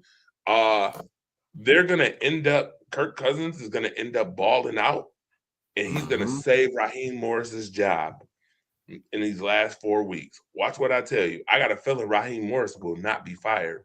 I know Ron want him fired so bad, but I have a stupid suspicion that he's not getting fired. Because I'm going to ask you, if you fire Raheem Morris, who are you getting to coach the Atlanta Falcons? He said Mike McCarthy. Did you hear that? When he said Mike McCarthy? I don't. Look, next week they play the Cardinals. That's a win. Yeah. Come on. And then their last two games, December 29th and They play the Rams. Well, that's gonna be a get the ass whooped. They're gonna get told. And then they close out. And then they close out. They close out. They close out the season against the Saints. Oh, see, they're gonna win. Who They're just gonna win beat at least two. They're gonna win 2 or 3. Carolina's in a great spot now. After If tonight, Carolina wins the division, Todd Bowles should be fired immediately. I'm sorry to say this, and I'm not sorry, because the Tampa Bay Bucks been hiding behind that dismal ass fucking division for God knows how long. You know what? There are so many shows that we literally have not even. That's how irrelevant the Tampa Bay Bucks really been. We don't even hardly talk about them unless we. Oh, okay. You can get the invite at any point. Matter of fact, let me do that right now. Since you want the invite so bad, I see what this is. I see, and I'm actually bite on this one. I'm actually gonna bite. This is very interesting. I'm gonna bite on this one, just because, just for shits and giggles. Todd Bowles, to let you had them. You just wasted an outstanding performance by Mike Evans. I thought Mike Evans, I was kind of like, well, kind of ramp up or whatever. Mike Evans, I don't think Mike Evans gets the credit that he deserves. I don't think he gets the credit that he deserves. Now, I don't think that he's going to break that record, that the consecutive 1,000-yard seasons. I don't think he's going to do that. But when you look at this man, the way he attacks the ball up in the air and the way his hands and just how he plays, man, tonight, if it wasn't for the performance that Pitts put on, the player right after that who had the best performance was Mike Evans. It was Mike Evans put on a damn show tonight. I don't understand though why you're up by 8. You're up by 2 possessions and you're still throwing the ball. And you got Bucky Irvin and you got Rachaad White and I like the kid Tucker. I think he needs some more carries. And you're throwing the ball. And when Baker threw that interception, that was a pivotal point in the game that changed the momentum of the game. And after that, they were on their heels the rest of the game. You threw the pick to Offer played him on that play, by the way. He tricked him with his eyes. See, corners can trick quarterbacks just like quarterbacks can trick corners.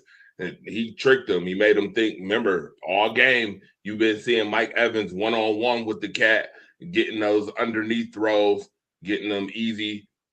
The last 2, I don't know why, but see, again, you got to pay attention to detail. And that's where Baker lost. That's where Baker lost, because the play before, when he tried to run the play, the guy came underneath, played the zone, came underneath and defended it. He did it again, Offer tricked him, and then this time he right there and jumped right up and got that thing. I mean, Baker, you got to pay attention to that. You should have known that was coming. You trying to go to the same play one too many times. Do you blame the offensive coordinator for that? I do, because you should have been running the damn ball. You have been running the ball. I don't. These offensive coordinators and stuff, man, they be trying to reinvent the wheel, man. Football is way too much. It's why are you throwing the ball? Why are you throwing the ball on the damn 1-yard line? I don't understand coaches that do that shit. I'm just like, bro, you got Sean Tucker. Sean Tucker's like 230 pounds. Why are you throwing the ball? He scored the touchdown on a short yardage, just blasted his way in there. Why are you throwing the ball inside the 5-yard line? I just don't get it, man. Why are you throwing the ball when you're up by 2 scores and you're trying to milk the clock? And you've had no answer all night for Kyle Pitts. You've had no answer for him all night. This man had nearly 200 yards receiving, and you're putting him back on the field. I just dereliction of duty, man. Dereliction of duty, man. I don't know, Torch. I'm in the wrong profession, man. All right. I'm taking my ass to bed. The Dallas Cowboys in the position they in too. That's your fault too. You tell me you in the wrong profession. Yeah, come on. I'm in the wrong profession. I want you to come on in here. Come on. Yeah, come on in here. I've been waiting on this. Come on in here, player. Who Now, anyway, regardless of the fact, but yeah, I mean, once again, pretenders coming in here talking all that smack. You let Atlanta come in here fourth quarter and bust your ass. Just similar and see. I'm sorry, but I have no respect for teams. I have no respect for teams who give up multiple touchdown leads in the fourth quarter and then lose games, i.e. the Baltimore Ravens, i.e. Cincinnati Bengals. Who else did it this year? Up 14, lose in the damn fourth quarter. I told you about teams that allow folks to make stories out of them.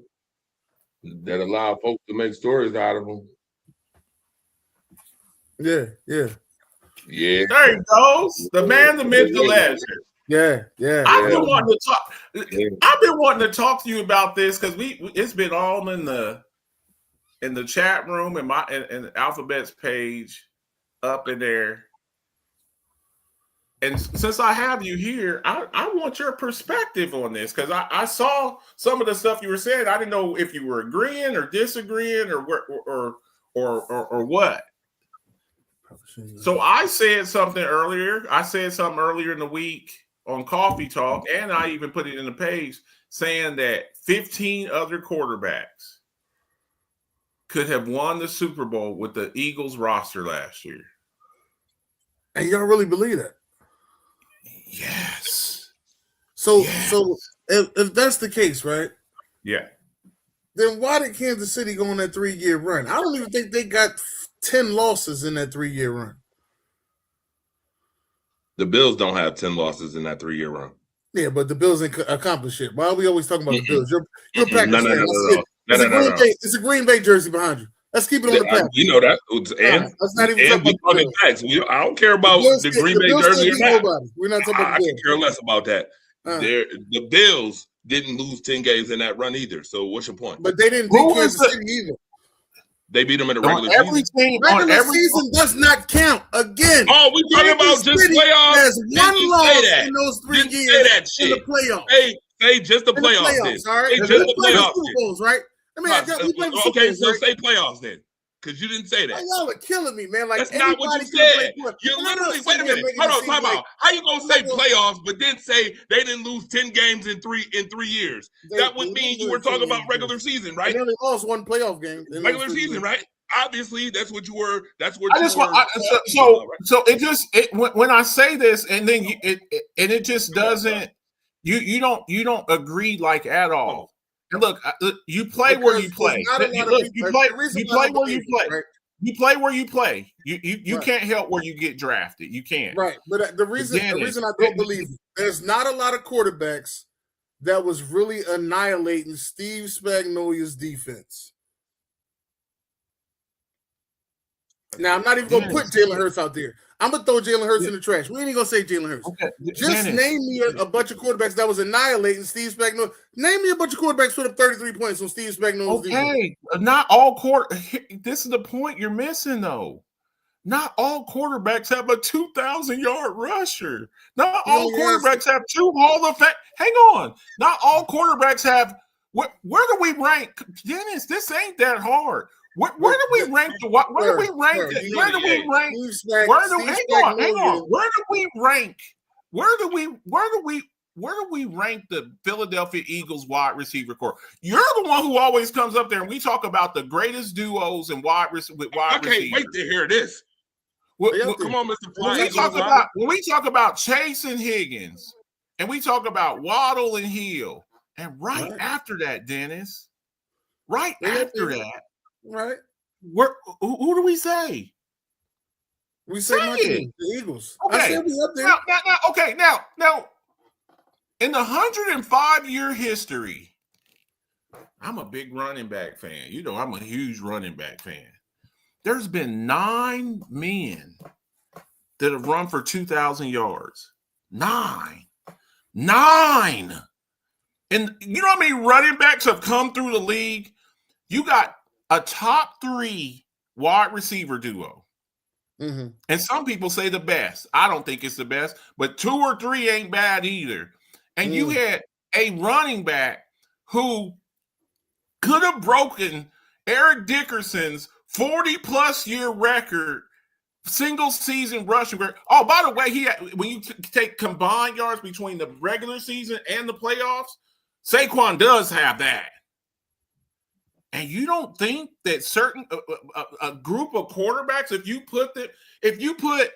put Dan Marino on the 2000 Ravens, you don't think that he does better than Trent Dilfer? This ain't that hard, man. That's not the same. That's not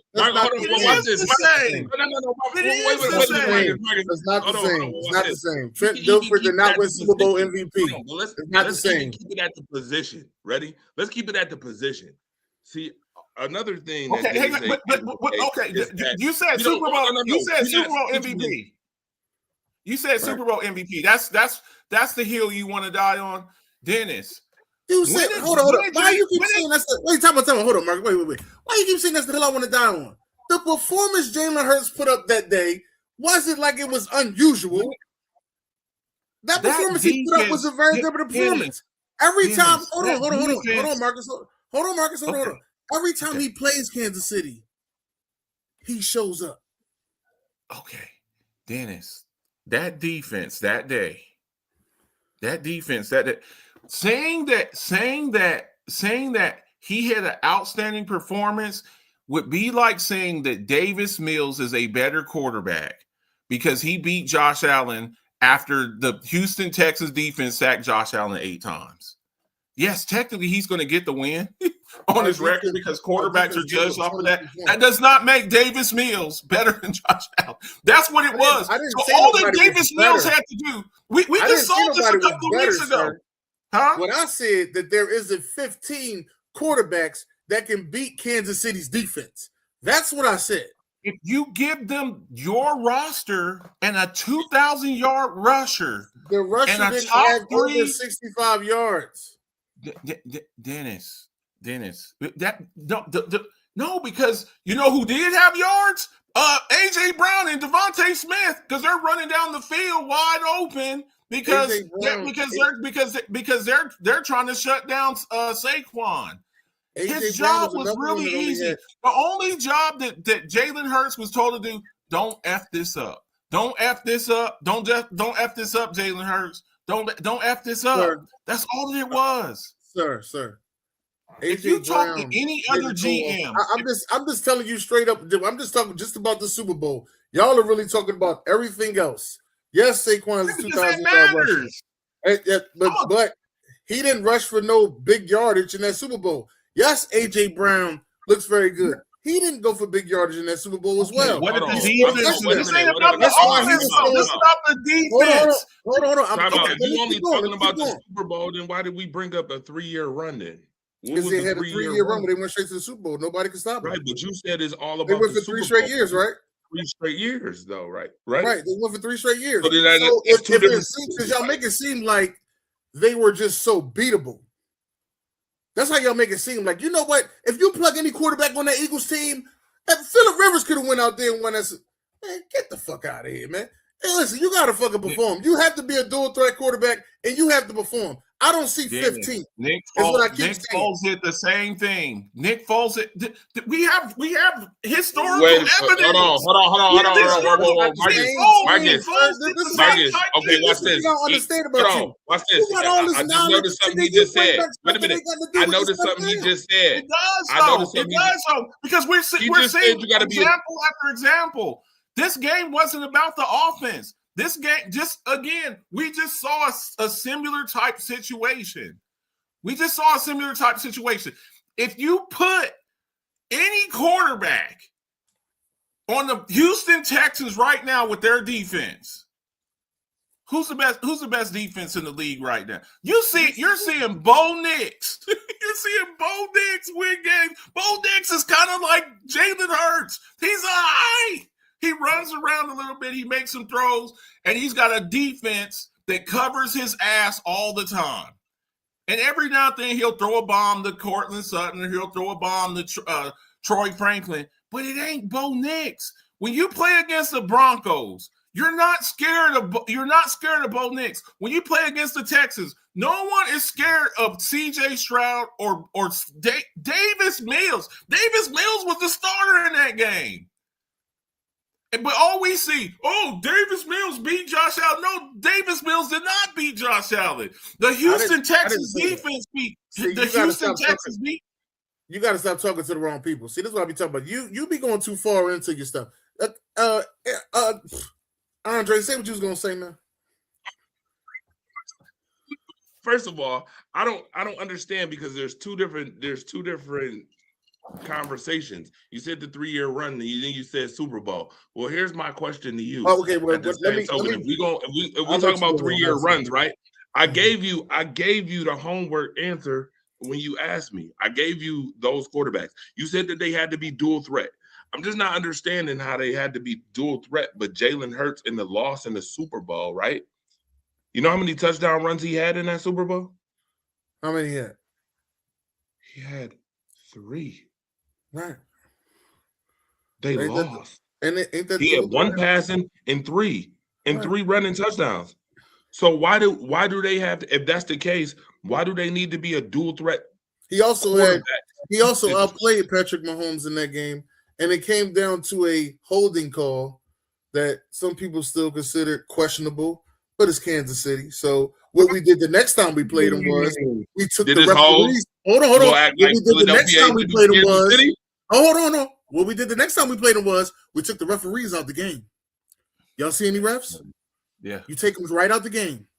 And by we mean the defense. I mean, as a team, it's a team sport. That's what I say. How many? And they could have gave that Super Bowl MVP to anybody, right? They could have gave it to Cooper DeJean. He went right. That Super Bowl MVP should have went to your defense. I'm gonna be honest with you, but go ahead.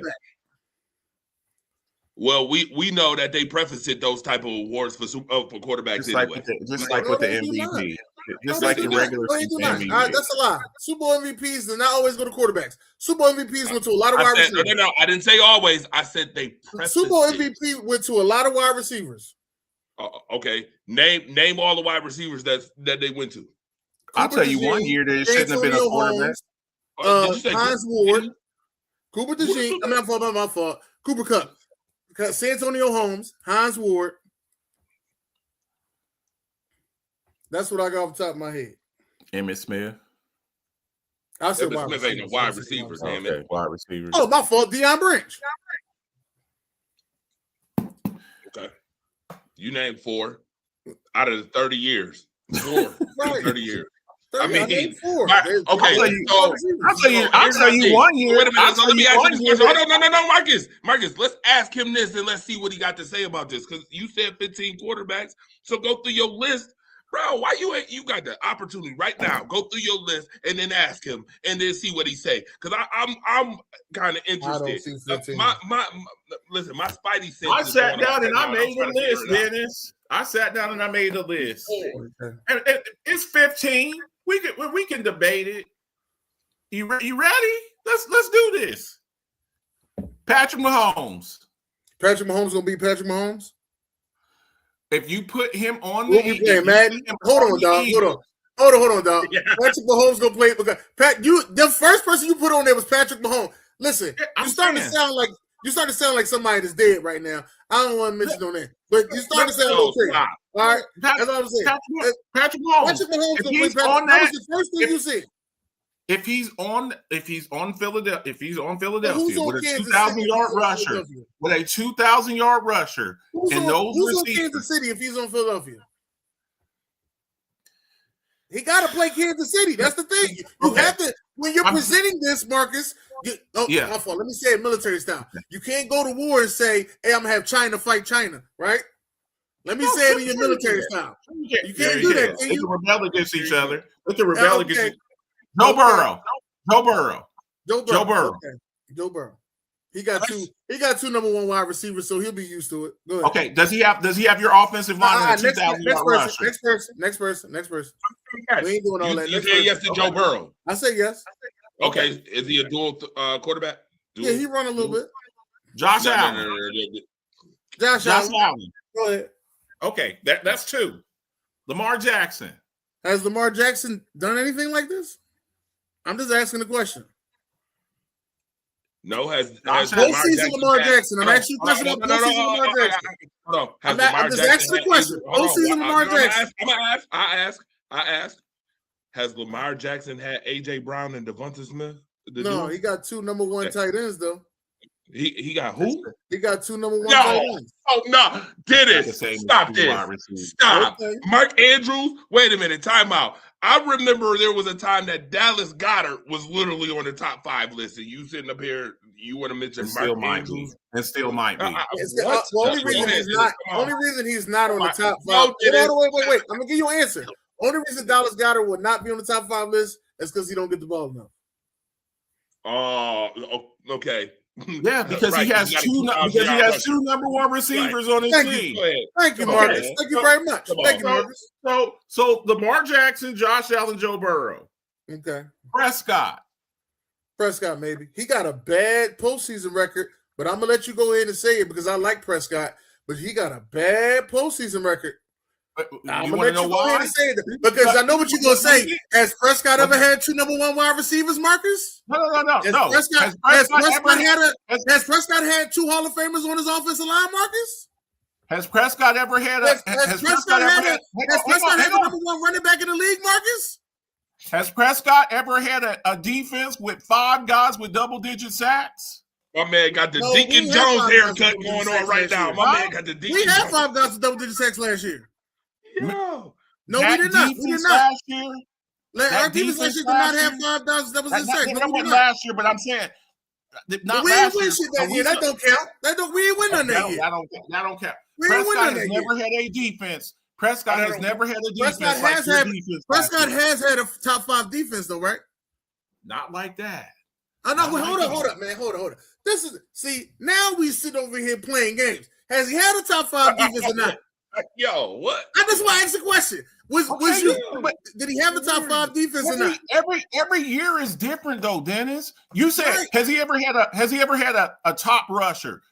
Zeke had like 1,500-1,600 yards. That ain't 2,000 yards, dude. Come on now. Running back in the league that year, right? Okay, but I'm just saying 2,000 yards. He I'm could have asking had you a about question. 2,100. Hold on, sir. I just asked you a question. Did he have a number 1 running back? Did he have 2 number 1 wide receivers? Did he have 2 Hall of Fame linemen on the offensive line? He had the number 1 running back his rookie year. He had the number 1 And running that's back when the they other year too. He led the league in rushing with 1,600 yards one year. That was his rookie year. That was Zeke's rookie No. year. He did it again. I think it was in 2016 was Zeke's. Zeke led the did it league in again. rushing. I'm gonna leave it alone right now, but I swear he led the league in Zeke rushing. led the twice. league in rush. Zeke led the league in I rushing swear as a he led the league rookie. in rushing. I need some more. Where the Cowboys fans at on 2017. Hey, Dennis, I got your answer as far as the top 5 defense. The last time Dallas had a top 5 defense was in 2013 during the 20. So their defense wasn't top 5 the year that they played the Packers? 2023. Oh, thank you. Oh, so wait a minute. So is that when they had the home game against the Packers? Yes. Oh, yes. So y'all was the number 2 team in the NFC that year, right? Yep. Who was the number 1 seed that year? Because I know the Eagles was number 2 seed in the NFC last year. They won the Super Bowl, right? I think we got to take Dak Prescott off of there. I think we got to take I Dak never Prescott agreed off with Dak there. Prescott, by the way. I think we got to take Dak Prescott off of there. I never agreed with that. I think we got to take Dak Prescott off of there, Marcus. Oh, okay, but hold on. The only he's reason had I everything was he needed. with Dak And Prescott is because he Dak runs the Prescott NFC. has been number 2 in MVP voting. That's Dennis, what you're failing to realize. See, you're just taking part of it. What I said last year, you had the number one defense. We didn't have the number one defense last year. Okay, you had a number one defense. You had a top three defense last year. We had a top defense. Okay, top defense, and you had a 2,000-yard rusher. Yes, Prescott did have Zeke, but they didn't have these things at the same time. This is the point I'm trying to bring to you. Yes, his rookie year, Zeke was 1,600 yards. A top rusher, he's never had all of these things at the same time. That's the point that I'm trying to make. When he had two receivers, the defense sucked. Or just like Burrow, well, he's got two top wide receivers and a shitty offensive line and a bad defense. When you have all of these things at one time. Now he's on the internet telling us he may quit. Yeah. Maybe he shouldn't have signed the contract. I'm just saying. So Prescott, Brock Purdy. I'm gonna ask you something, Marcus, and you ain't gonna like it. Who did the Kansas City beat the last time they played in the Super Bowl? You're talking about the 49ers, though. We're not talking about the 49ers. We're talking 49ers. Hold on. I'm asking the question. I'm asking you a question. Did the 49ers not have a top defense? Their defense was their defense. Didn't they have two number one wide receivers? I don't consider Deebo Samuel a top wide receiver. Well, he's a weapon. I never considered him a wide receiver. Was Christian McCaffrey Offensive Player of the Year? Yes. I'm gonna have to say no to Brock Purdy. Yes. You gonna have to give me another one. Yeah. Justin Herbert. What is his playoff success? What is his postseason success? You're talking about it with Brandon Staley. Stop it! You're missing the point of the extra. You take Justin Herbert. You take Justin Herbert. And you put Brock Purdy. You put. First of all, this was the question I was about to ask earlier. Y'all was talking and screaming. I was gonna ask what would happen if you put Jalen Hurts on that same. Remember, you told me in 2023, you said the Eagles didn't have a really good team, and I told you both teams went 9-8. One team made the playoffs, and the other didn't. That was 2021. No, it was 2023, sir. No. That was 2021. You were talking about San Diego, right? No, I was talking about the Chargers, LA Chargers. The LA Chargers, yes. The year that Herbert threw for 5,000 yards. I don't remember that year. I was talking about when I was talking about the Eagles. I'm trying to tell you. When I was talking about the Eagles, I was talking about before they got AJ Brown. The exercise is you take. Hold on. You talking about 22? I'm sorry, that's 22. Okay. You take Jalen Hurts off of the Eagles. 22. We went to the Super Bowl. Him on another team, and you take that quarterback from that team, and you put him on the Eagles. It's not his playoff success. I'm saying you put Brock Purdy. With a 2,000-yard rusher, right? With a 2,000-yard rusher, and two number one receivers, and an all-world tight end, and the best defense in the game, and he wins too.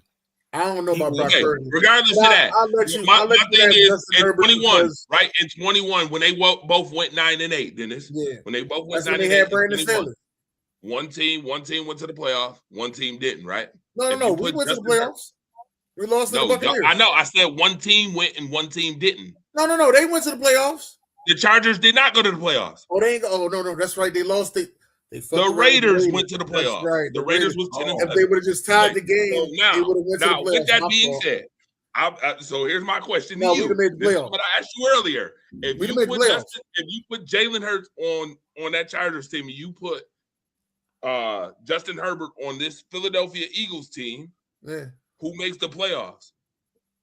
The Chargers. How? Jalen Hurts would have made the playoffs. Okay, with the production Jalen Hurts had? Jalen Hurts made the playoffs with a 28th ranked defense in his career. Once again, I'm talking about production. Do you know? Do you know what the Chargers defense was that year? With him. Hold on, watch this. Do you know what the Chargers defense was that year? Y'all are looking for all of this like big numbers. His comes in getting first downs and keeping the ball going. Okay. I'm gonna ask again. Here's been Herbert's issue. Here's been Herbert's issue every year. Every year, Herbert's issue. Here's been Herbert's issue. Here's been Herbert's issue. Here's been Herbert's issue. Here's been Herbert's issue. Here's been Herbert's issue. Every year. during that time, Austin Eckler would get hurt every single year. Mm-hmm. Every single year. Austin Eckler would be hurt. Mike Williams will be hurt. Mm-hmm. Every single year time. that Mike Williams led the team in Keenan receiving. Allen will be hurt. Keenan Allen would always be hurt. Who was the wide receivers the Eagles had? What year? They had Devonta Smith. Devontae Smith was a rookie. Yep, sure was. We had Devontae Smith. We had Watkins. Correct. And who was Quez Watkins, right? Quez Watkins. Yeah. Those was our receivers. Mm-hmm. They had a way better defense than us. They had the safety guard in cleats who changed his number to number 3. They had Joey Bosa, who was still on fire. Derwin James. Darren James, yeah, the people call him the safety guard in cleats. Okay, so let me ask this question now. We talking about quarterback play the whole 9 yards. If you take Justin Herbert's quarterback, we're not talking about 2 and 3 years ago. Right. Well, he is. You take Justin Herbert's quarterback play, right, and you put it on the Philadelphia Eagles from last year, and you that's take the exercise. If you put, I'll give you that one, but I'm not giving you Brock Purdy, and I'm not giving you Dak Prescott, and I don't even like Justin Herbert, but I'll give you that one. Okay. So Justin Herbert, Jordan Love. I'll give you Fruity Pebbles. Okay. So whoa, stop. Stop right there. What the fuck is this John Cena impression, Fruity Pebbles shit? Where you get that from? What is that? That's what Jordan Love. Jordan Love is a bowl of Fruity Pebbles. If you from that goddamn video. Yeah, if you pour the cereal before the milk, he be soggy fast as shit. No. You gotta pour the milk before the cereal.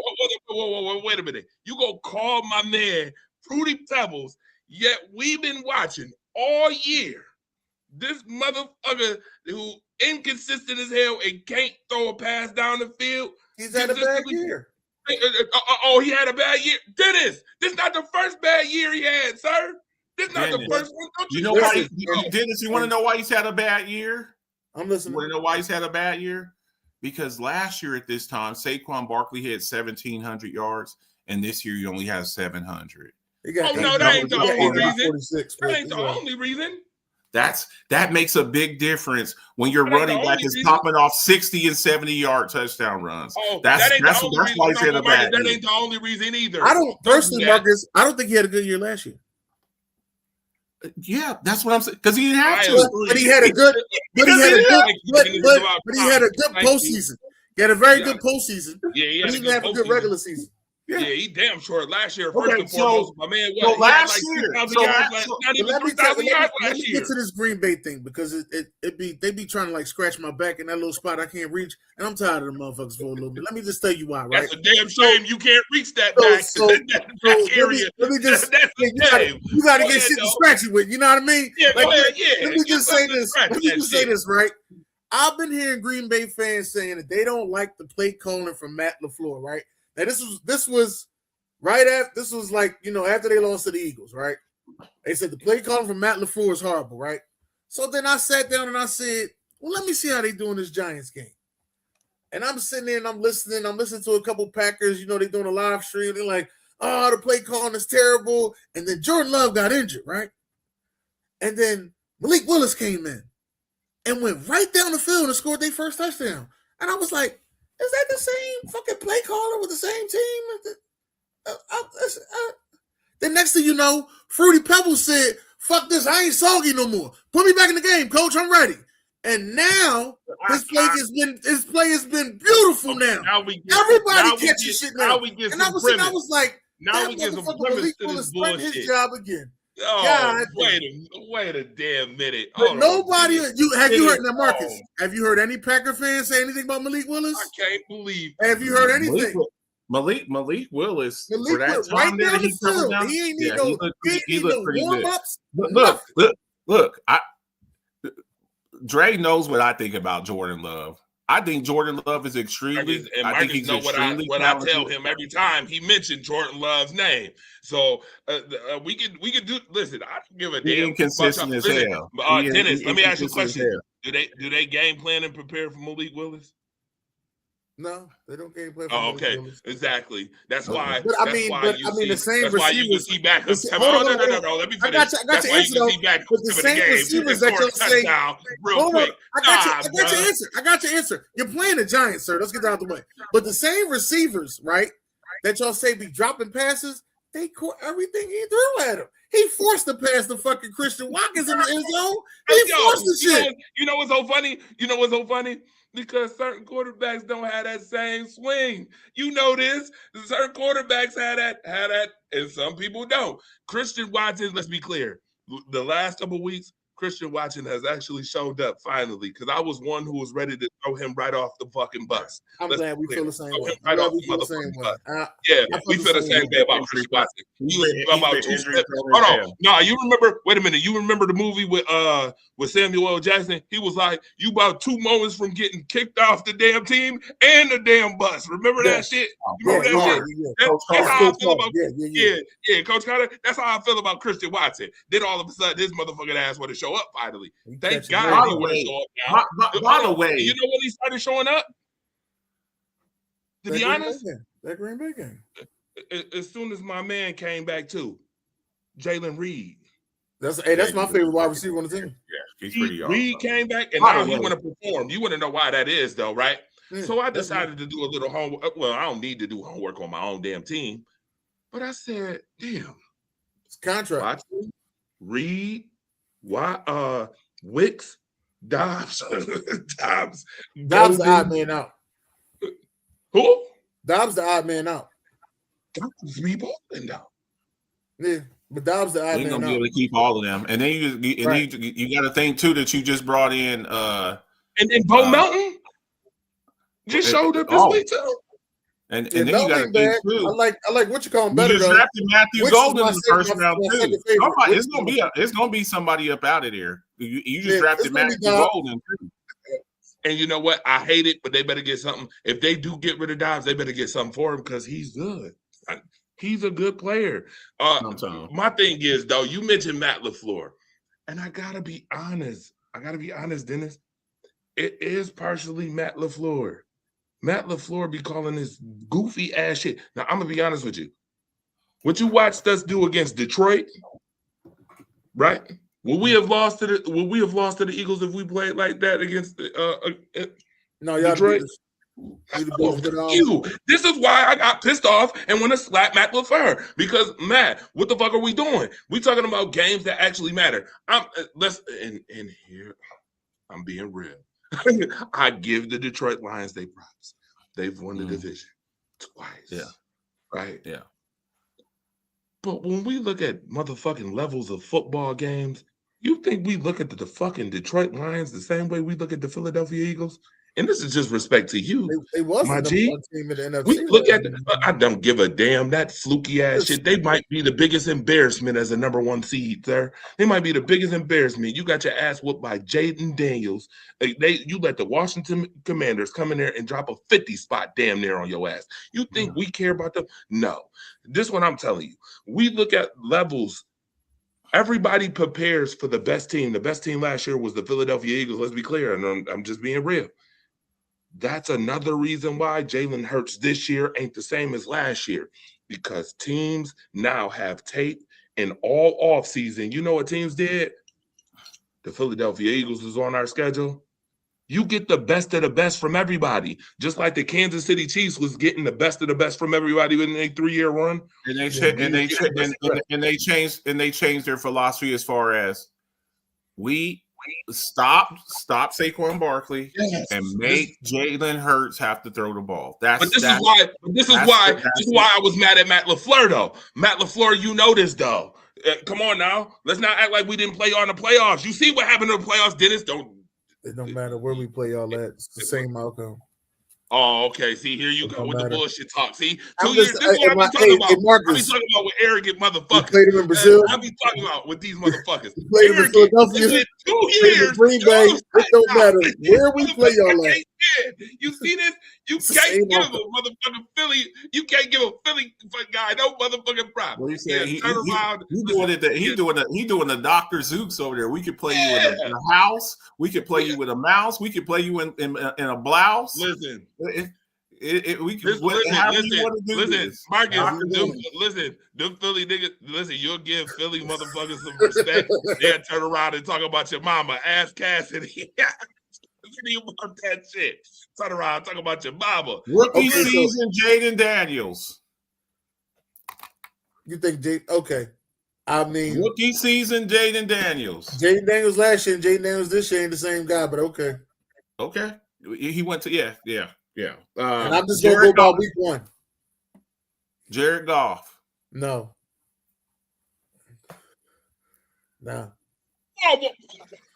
If you put Jared Goff on that team last year, he wins the Super Bowl too, Danny. Okay. No. I don't think so. Why? Why has he got a top offensive line? He got two incredible running backs. He got a all-pro wide receiver. They had 16 guys on IR last year. But that most of them was on defense. They had 16 guys on IR last year. Most of them was on defense. I'm just talking about his offensive play. Offensively, but again, we're talking about whole team. You take him off of the Lions last year, and you put him on the Eagles with Saquon Barkley, 2,000 yards, the best offensive line in the game, the best defensive line in the game, 2 healthy wide receivers, an awesome tight end. The best of the best on defensive line. I just think it was very good. I don't think it was the best. Okay, well, he didn't even have. Don't forget, Aiden Hutchinson tore his ACL last year. I know that. Okay, so Jared Goff. Who else you got? Listen, Baker Mayfield. Hold on. Time out. Dennis Holmes. I can't believe you. I don't know. I mean, sir, you know what? Sir, you said you don't believe that Philadelphia Eagles the front seven was what? No, defensive line. I don't think it was the best defensive line. You don't think it was the best defensive line in where? Football? In football, no. You got to be kidding me. Name another defensive line that was that consistent and put that much pressure. Dennis, you literally he wasn't always putting pressure. That's what I'm trying to say. Hold on, you really dumbing this down. Your team, I'm being honest with you. We wasn't always putting pressure. We wasn't always putting pressure on people. Oh, you wasn't always putting pressure? No, as you can see, we took losses. Okay, hold on, Marcus. He just told me his defensive line was y'all. What was y'all in run defense last year? I don't know. A lot of teams too on number one, Dennis. Number one. They did much running. They did more throwing than running. Okay, what was your total defense last year, Dennis? It wasn't number one. No, yes, it was. No, it wasn't. The 2024 Philadelphia Eagles defense was ranked as the number 1 defense in the NFL by most metrics. 303 that was not the number 1 defense. 17.8 points per game. Points per game. Yes, we're right. My fault. We're number 1 in points per game. Yes, but we wasn't. And opponents' yards. And opponents' yards. You were second in rushing defense. Tops in red zone efficiency. You couldn't score that much on us. Overall points, second, 300. You allowed 303 points. Opponents yards allowed, second, 4,732 yards. Rushing defense, second, allowing 1,771 yards. Passing defense, ranked lower. You were 12. Red zone elite, ranking number 1 in EPA per play and 3rd in touchdown prevention. This ain't that hard. The number 1 defense in the league. The number 1. I'm reading it. I'm reading the numbers right here. I think we had 2 All-Pros on that defensive line. I don't even think we had Dennis, 2. y'all hit. Hold on, watch this. Dennis, y'all hit in the first and second round 5 years since COVID. We what?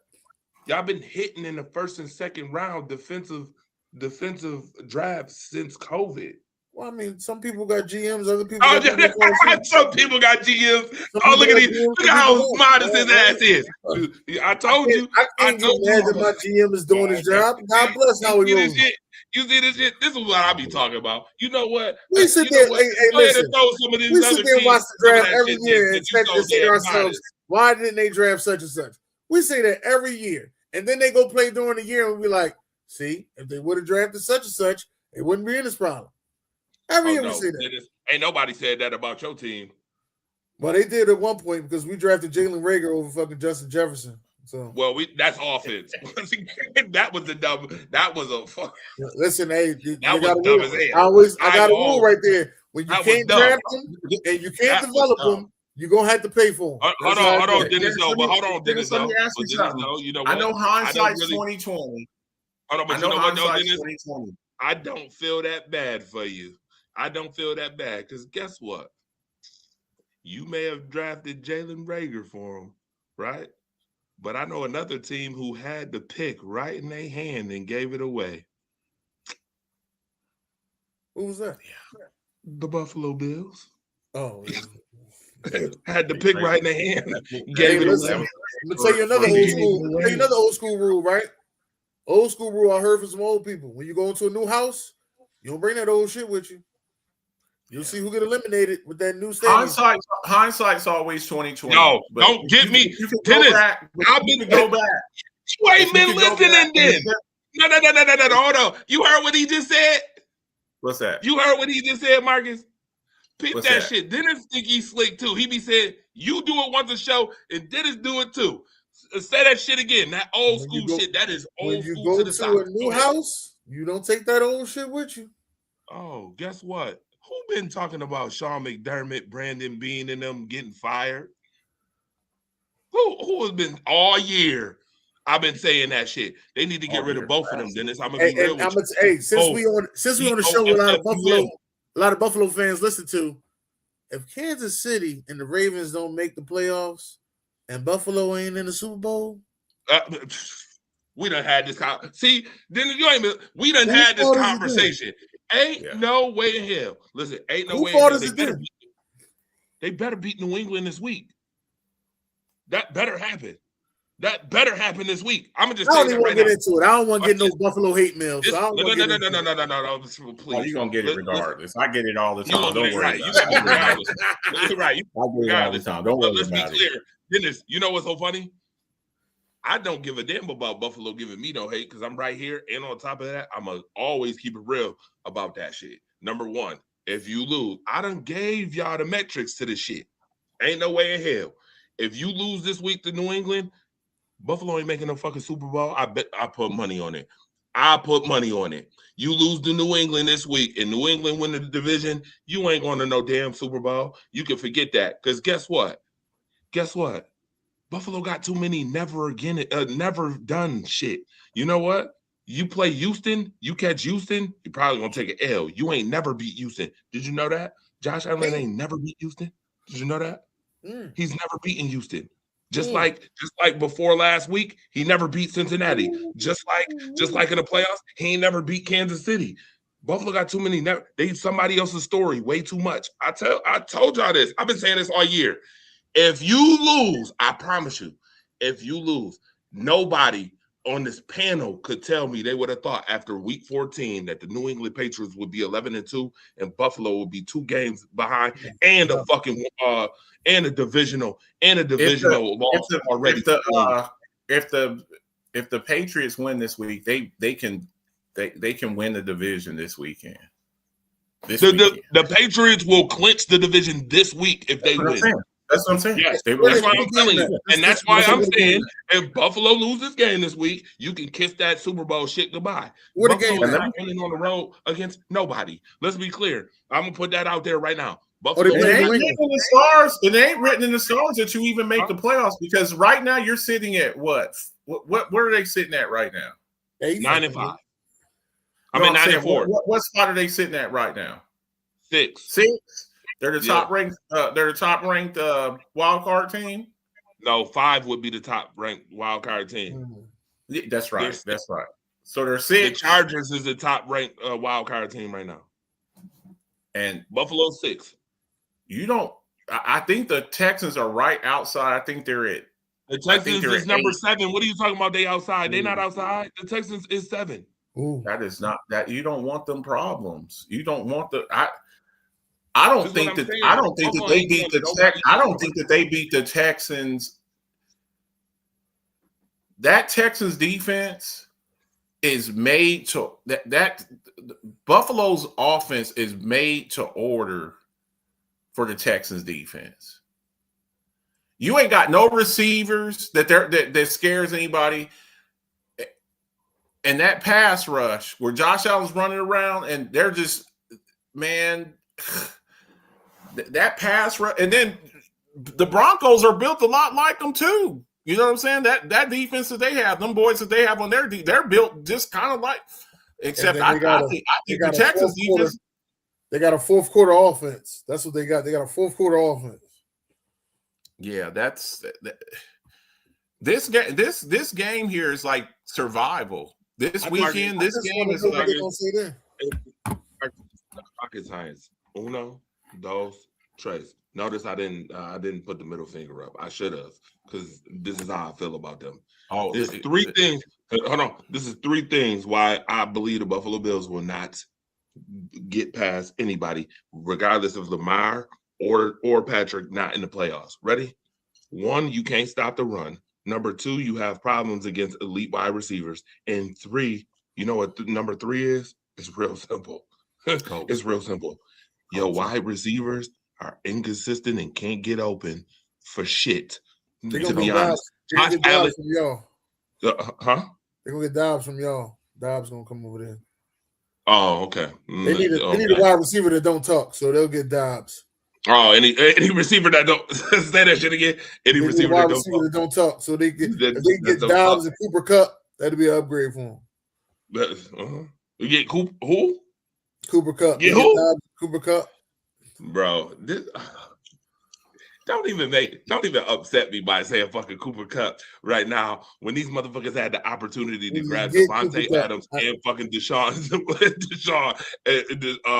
and your boy from Houston. Yeah. When they had the opportunity. Hopkins. Passed up on Hopkins, passed up on fucking Devontae Adams, and Devontae Adams got the most touchdowns in the goddamn league right now. Devontae Adams is never coming to Buffalo. Okay, so Marcus, you were saying the hindsight was if they'd have paid him, the hindsight was 2020. Would I have took Justin Jefferson over Jalen Reagor? No. Would you have taken Micah Parsons over Devontae Smith? No, I took Devontae Smith. Okay. Yeah, I took Devontae Smith. If you put, I got nothing against Micah Parsons. I know he's part of your team. I got nothing against. I love Micah Parsons, but I took Devontae Smith. We were more in need of a wide receiver than we was in need of the edge. I don't know if they would have played him at. I don't know if they would have played him at edge because he might have been like right now. He might have been like Jahad Campbell, just like float from linebacker back to edge, linebacker to edge. Like that's what I'm saying. Yeah. Who that's the only reason why I say that. Hold on. Who would have been doing that? Micah. No, what I'm saying is so. In his system or your system? No, he was saying when he was first coming out of Penn State, they did not use him as like he wasn't a passer. He was a sideline to sideline backer. Right, and I told somebody that's on this panel, but I don't want to say no names and point no fingers. But I told somebody that he will be a dominant edge because they pay more, and he told me no, he's better as a linebacker. And I said, fuck that, they don't get paid a lot. Edges do, and who is that only could have been only could have been the boys in blue. Who is the highest paid? I never had that conversation. Let me say it like this. Where my coffee at? So I get my coffee talk. I don't like to scratch my own back. You know what I mean? I just want to say I always said Micah Parsons was better suited as a 3-4 outside linebacker than a 4-3 defensive end. That's the only disagreement we've ever had. Because like I've told you a million times, now he's too damn small. He's too damn small. Wait a minute. Hold on. So two things I need to mention. Number one, I never heard that conversation, but I do remember the conversation that Dennis Holmes telling you that he wasn't getting moved off your team, and you didn't believe that shit. I remember that. He didn't believe it. He didn't believe that. Dennis didn't believe it either.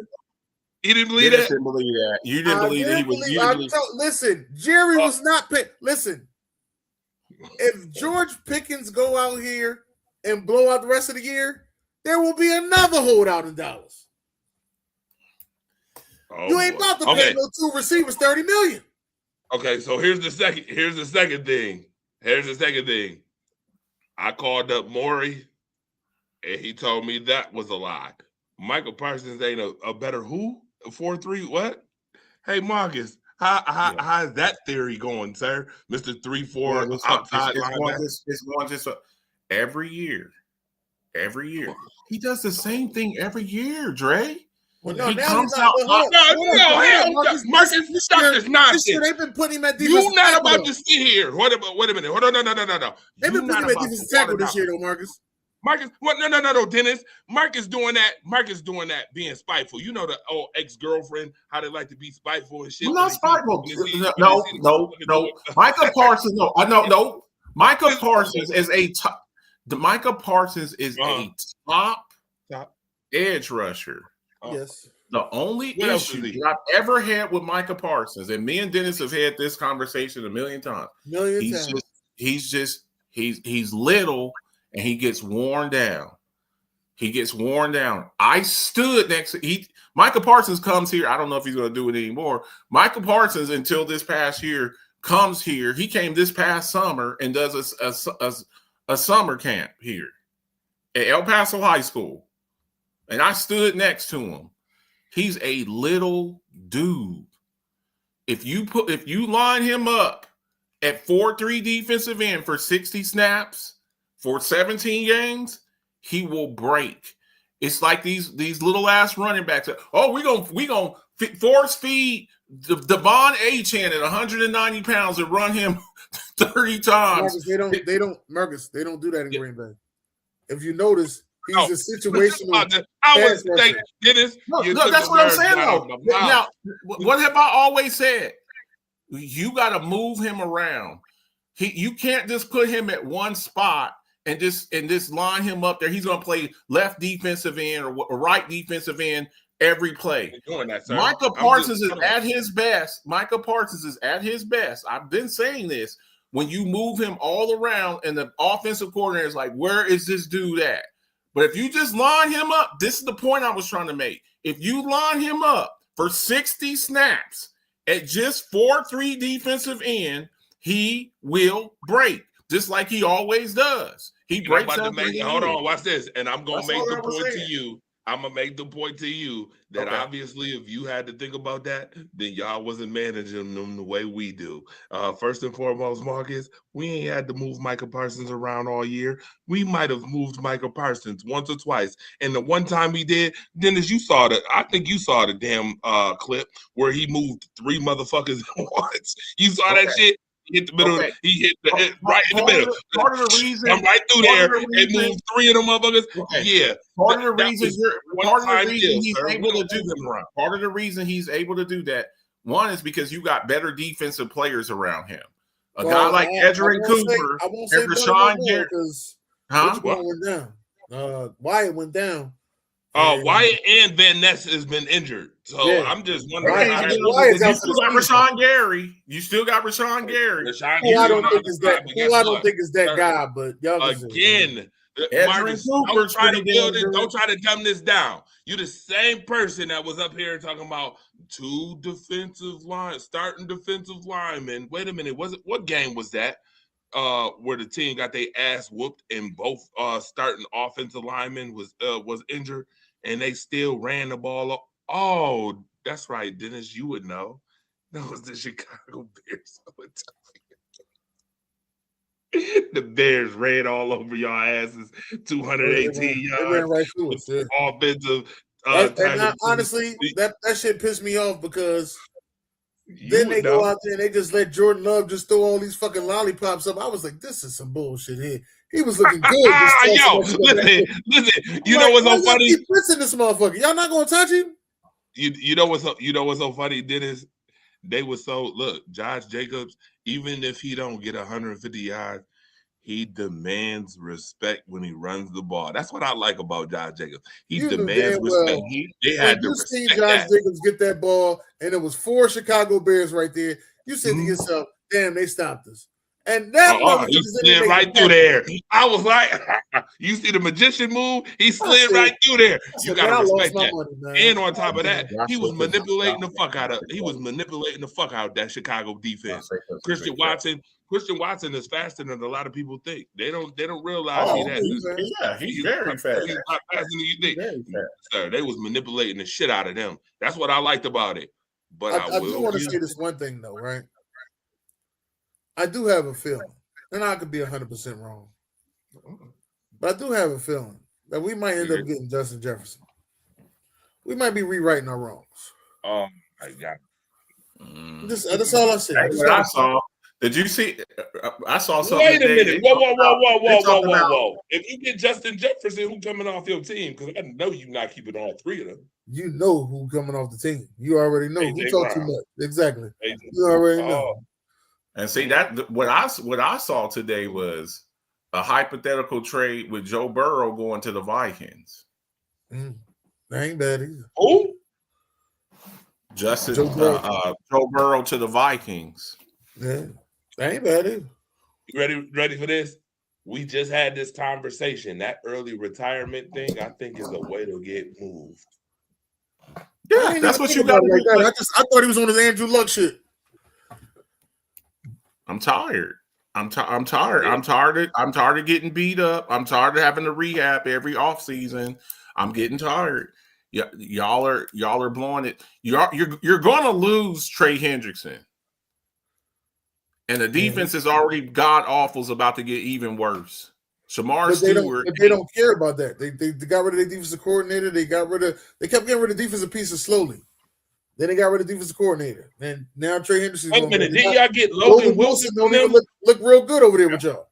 Wait a minute, did y'all get Logan Wilson from them? Yeah, and Logan Wilson look good over there in Dallas. You know what, Marcus? You don't worry about the Bengals missing pieces when you over here taking trouble. You over here taking trouble. You worried about them?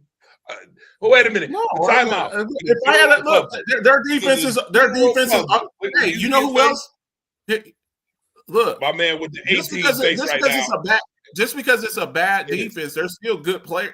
Dennis, you want to know why you worried about it? 30 other teams. I think 31 other teams would take Trey Hendrickson if they got an opportunity. Did Marcus the Alphabets tell you that he said that the Cincinnati Bengals making the playoffs? That's all right. I said that I had Arizona making the playoffs. Did you at the beginning of the year? I said that, but then Joe Burrow got hurt for 10 games. Did Marcus Alphabets also say? The Marcus Alphabets also say that Caleb Williams was going to take a quantum leap forward. Listen, sir. And here's my thing. I give Ben Johnson his props. I think he's done a phenomenal job. Mm-hmm. But sir, just like watching a WWE match when Roman Reigns was supreme, all you gonna hear and still.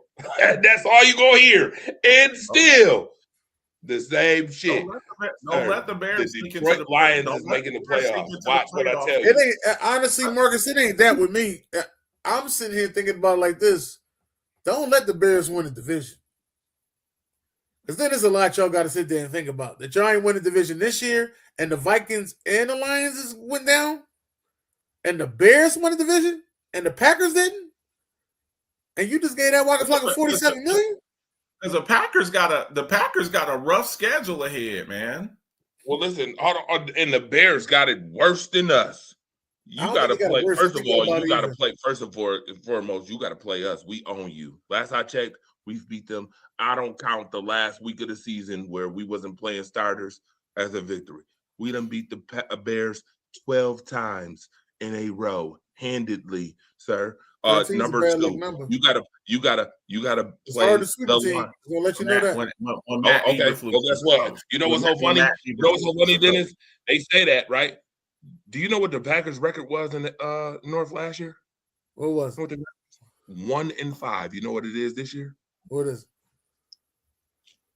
4-0. You only beat one division team last year? Yes. The Bears, that was it? Yes. We got swept. Still made the playoffs? Yes. And still made the playoffs, sir. Yes. Yes. Guess what? That will not be the Chicago Bears, sir. The Chicago Bears is getting swept by the Detroit Lions and getting swept by the Green Bay Packers. That's 2 losses. They're going to lose to San Francisco. That's going to be loss number 3. And you better hope. You better hope. I tell you what. I don't know if they lose to San Fran. No. Oh, they losing to San Fran. Watch this. They're going to lose. They're going to lose to them. In San Fran, they losing. Watch this. And you know how them WWE matches, they used to have the casket match? The casket match, you close the casket on wrestling. Oh, you don't think the Bears going to make the playoffs? No, they're not. And guess what? You better not lose to the Cleveland Browns this week, or I'm closing the casket now. You lose to the Cleveland Browns, I'm closing the casket now, sir. You can do the Marcus. You listen. New Edition. I'm gonna say you got a whole lot of hope. You got a whole lot of hope. Ain't nobody come to see you, Otis. I just want to put that out there. Ain't nobody come to see you, Otis. It ain't happening. You can listen. You can wish upon a star, your own star. It ain't happening. It's a good Cinderella story. Next year, Chicago probably will make the playoffs. Next year, they'll make the playoffs. You want to know why? Cleveland, look, he's going to come out. He's going to fight, but offensively, Cleveland ain't that good. They're not that good. Oh, okay. Well, Cleveland, guess what? I tell you overall, I tell you what. Don't let the feel good story of the week become a 2-week feel good story. That's what I'm gonna tell you. Because manipulating Chicago was quite easy for Jordan Love to nicely manipulate. Go ahead and let Jerry Jeudy and them. Jordan Love. Shedeur Sanders ain't Jordan Love. Go ahead. I'm telling you right now. I promise you, the Bears gonna bear. Do not let Cleveland. This is all I'm gonna say. Y'all claim that it can't happen. We thought it couldn't happen. I ain't say it can't happen. I said it might happen. Right. You said it. No. Mike is over here. Mr. Newfound Hope over here. Mr. Newfound Hope over here. I'm rooting for Shedeur. I'm rooting for him. I'm just saying, Mr. Hopewell Baptist Church over here. He's hoping and praying that Cleveland don't get in that ass this week. Because I'm hoping and praying that we beat the Raiders. Shit. Who? That's what I'm hoping. I'm hoping we beat the Raiders. Y'all gonna beat the Raiders. Man, y'all gonna beat the hell out of the Raiders. But I tell you what, don't let the Cleveland Browns get down this week against the Chicago Bears. Don't let them get down. Then that's gonna be a 2-week thing, and that's gonna be embarrassing. That'd be real bad. That's gonna be embarrassing. Myles Garrett gonna have 3 sacks this week. He does, so he breaks the record. He does. He'll break the record. He can break it this week. He's at 20 right now. If he don't have 3, Caleb gonna have to run for his life. He always run for his life. He always running for his life. Oh, I know. But I will tell you this: Ben Johnson in the second half, all them runs was designed. All that play action stuff that he was doing in the second half, that was designed for him to run out the pocket. That was smart. Look, honestly, he's a rhythm quarterback. So he has to get out of the pocket and run. If you keep him in the pocket, you'll beat him. He's one of them guys who has to go on a bootleg, get his feet under him, and then throw the ball. So then he'll get in the rhythm. He'll feel better. Yeah.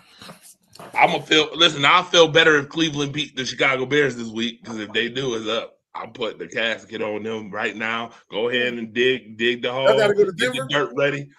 Huh? Y'all gotta go to Denver? Who do? Green Bay. You know what we do in Denver? You know what Josh Jacobs does in Denver? Josh Jacobs, okay. What Jordan Love doing? You know what Josh? That's okay. We're gonna use. Don't worry about it. Jordan Love ain't never played Denver. What are we talking about? He acted like he played Denver. Huh? He never played in Denver? No, he ain't never played Denver. Uh-oh. Josh Jacobs. Hold on, sir. You over here laughing. You so bad. I swear, Marcus the Alphabet so bad when the Chicago Bears I ain't saying nothing. Over here. You just chalking it up as a win, huh? We just gonna go down. No. Listen, I plan on Green Bay taking care of business. Okay. I tell you what. You know what resonates when you play a team when you play a team like Denver? You know what resonates? What's that? Defense. Defense. Okay, and what is Denver's defense do? What does Denver's defense do? That's what I'm saying. But I'm saying the way you beat Denver is to play defense. That's what I'm saying. Guess who else beat them? Hold on. Guess who else beat them this year? Guess who beat them this year? The Colts did. You telling me you don't think that the Packers can beat them and the Colts beat them? Okay. Hold on, with, dog. With Daniel Jones? They beat him with Daniel. Sir, they swept our whole division, though, dog. Huh? They swept our whole division. Who did? Denver. They beat our whole division. I know. Denver went in there and tore that ass up. They beat our whole division. Tore that ass up. Denver went in there and tore that ass up and made it look easy, too. You think that's happening against the Packers? Absolutely not. Okay, watch this. Over or under. Michael Parsons. How many sacks you think he getting this week on Bo Nix? Okay. Bo Nix. Over under. How many sacks is Denver's defense going to get on Jordan Love? How many interceptions is Jordan Love going to throw this week? Over under 1.5.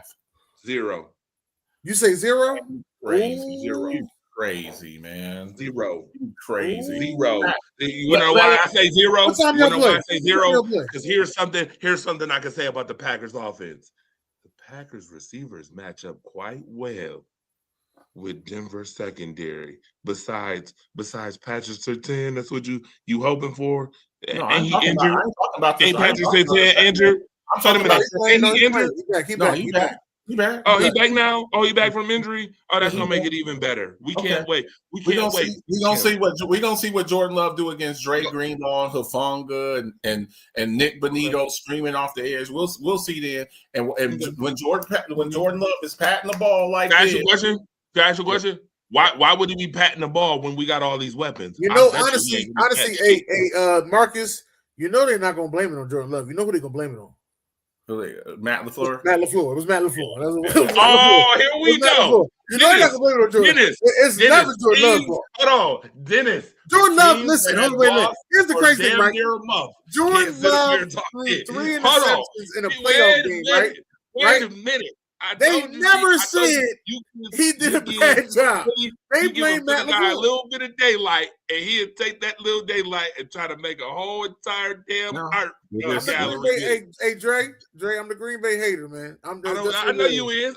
All good. You've been losing the whole damn month. And It was Matt LaFleur. It was Matt LaFleur's fault when Jordan Love threw for 139 yards against Minnesota. That was all Matt LaFleur. Matt LaFleur's fault when he threw them 3 interceptions in the playoffs. That's whoa. Time out. Let's stop that right here. Jordan Love threw for 139 yards. Mm-hmm. And what was the score of that game and who won? 0 touchdowns, 0 interceptions. Yeah. What was the score? I don't see that. Who won, Marcus? 139. Stop this nonsense. That's very tempting. Hold on, watch this. You know who wouldn't win with those stats? You know who wouldn't win with those stats? Jalen Hurts. No. Dennis, it's okay. It's okay. Dennis, watch this. Watch how we flip this on his ear. You know who wouldn't win with those stats? Dak Prescott. He ain't winning no game with stats. 0. Matter of fact, tell me, hold on, watch this. Give me a game where Dak Prescott won throwing under 150 yards. I'll wait. Give me one. Because Dak Prescott ain't ever going to throw for 150 yards. 0. He ain't ever going to throw for 150 yards. He ain't ever going to throw for 150 yards. He know. He's a force multiplier, right, Marcus? He threw the ball. Look, I'm the one who told you. I'm like, hey, Are you finally ready to admit what? That Rainey Dakota Prescott is better than Tony Romo? You got to give it to him now. You know who's the all-time leading passer in Cowboys history? Yeah, he ain't won nothing though. Neither did Romo. Shit, he ain't won nothing. Neither did Romo. Matter of fact, Romo didn't give away games. He can't play home. Hold that ball down there. Hold it down there. That's all you got to do. Yeah. You got one job. Hold it down there, sir. You couldn't even do that. All right, gentlemen. I gotta take my ass to bed because I gotta get up early. Mm-hmm. I will get up with y'all, man. We have to put together a show and do this again soon. All right. Yeah, we do. We can do this. Y'all come on Thursdays after the game over, right? I don't usually come on Thursdays. This is usually Sharon's thing, but Sharon ain't been on in a couple of weeks, right? Sharon I don't usually come on sleeping, and then all of a sudden I seen her on the post and was like, Sharon, what's going on? But I understand. Shout out to the chocolate girl. That's my girl right there. That's the chocolate girl. It's late. That's why. I get it. 10 o'clock, it'd be late. I get you. I understand it. It's already 1 o'clock in the morning here, and I'm 2 hours behind y'all. It's already 1 o'clock morning. It's 3 a.m. over there. I'm going to bed. I'll get up with y'all. All right, man. You Southern folks, go ahead and sleep now. Go on to sleep now. Then as I tell you, they can't stay up like us East guys. No, I got a problem. I can't go to sleep. Right, we stay up, shoot, work or not. But this was fun. I've been waiting to have this conversation. Sir, he ain't slick. Marcus not slick either. And you Packers hater. It's all good. I can't listen, Dennis. I tell you what. Now you see how excited I was about you mentioning the Denver game. I'm gonna be real with you. I'm not excited about the Packers until we get our lick back on y'all asses, because we shouldn't have lost to y'all 10-7. I'm mad as hell about that shit. Oh man, things happen. You know what I mean? Y'all was going. Things happen. Things happen. Them shits got to stop happening. We gonna have to change time. I'm gonna have to get the Infinity Glove. Use the time stone on that ass. We got to change that. Ain't no way we doing that again. Y'all been our toughest opponent 2 years running. It's Jordan Love. We got his number. I hate that. We got his number because I think it's more than just Jordan Love. I think it's Jordan Love. I can't say it's Matt LaFleur because we couldn't beat Aaron Rodgers that much. We only caught him. I think we caught him twice. So I can't say it's Matt LaFleur. I'm going to say it's Jordan Love. No, you know what though? You know what? I'm gonna say it is. I'm gonna say it's Matt LaFleur. You're always ready to blame Matt LaFleur. I don't understand. Now, you know why I'm gonna say it's Matt LaFleur too? And it's part Matt LaFleur. It's not all Matt LaFleur. But guess what? Matt LaFleur used to lose to a team similar to yours all the time. San Francisco, we used to lose to them all the time. Remember? Oh yeah, we do. We are built similar makeup. Yeah, similar makeup. Yeah, similar makeup. Similar makeup. And, and that offensive play calling used to always piss me off because we played them so close, and then they always. So what are you saying? Matt LaFleur got problems against dominant defensive lines? Yeah, absolutely. That's exactly what I'm saying. Trey, that's the case.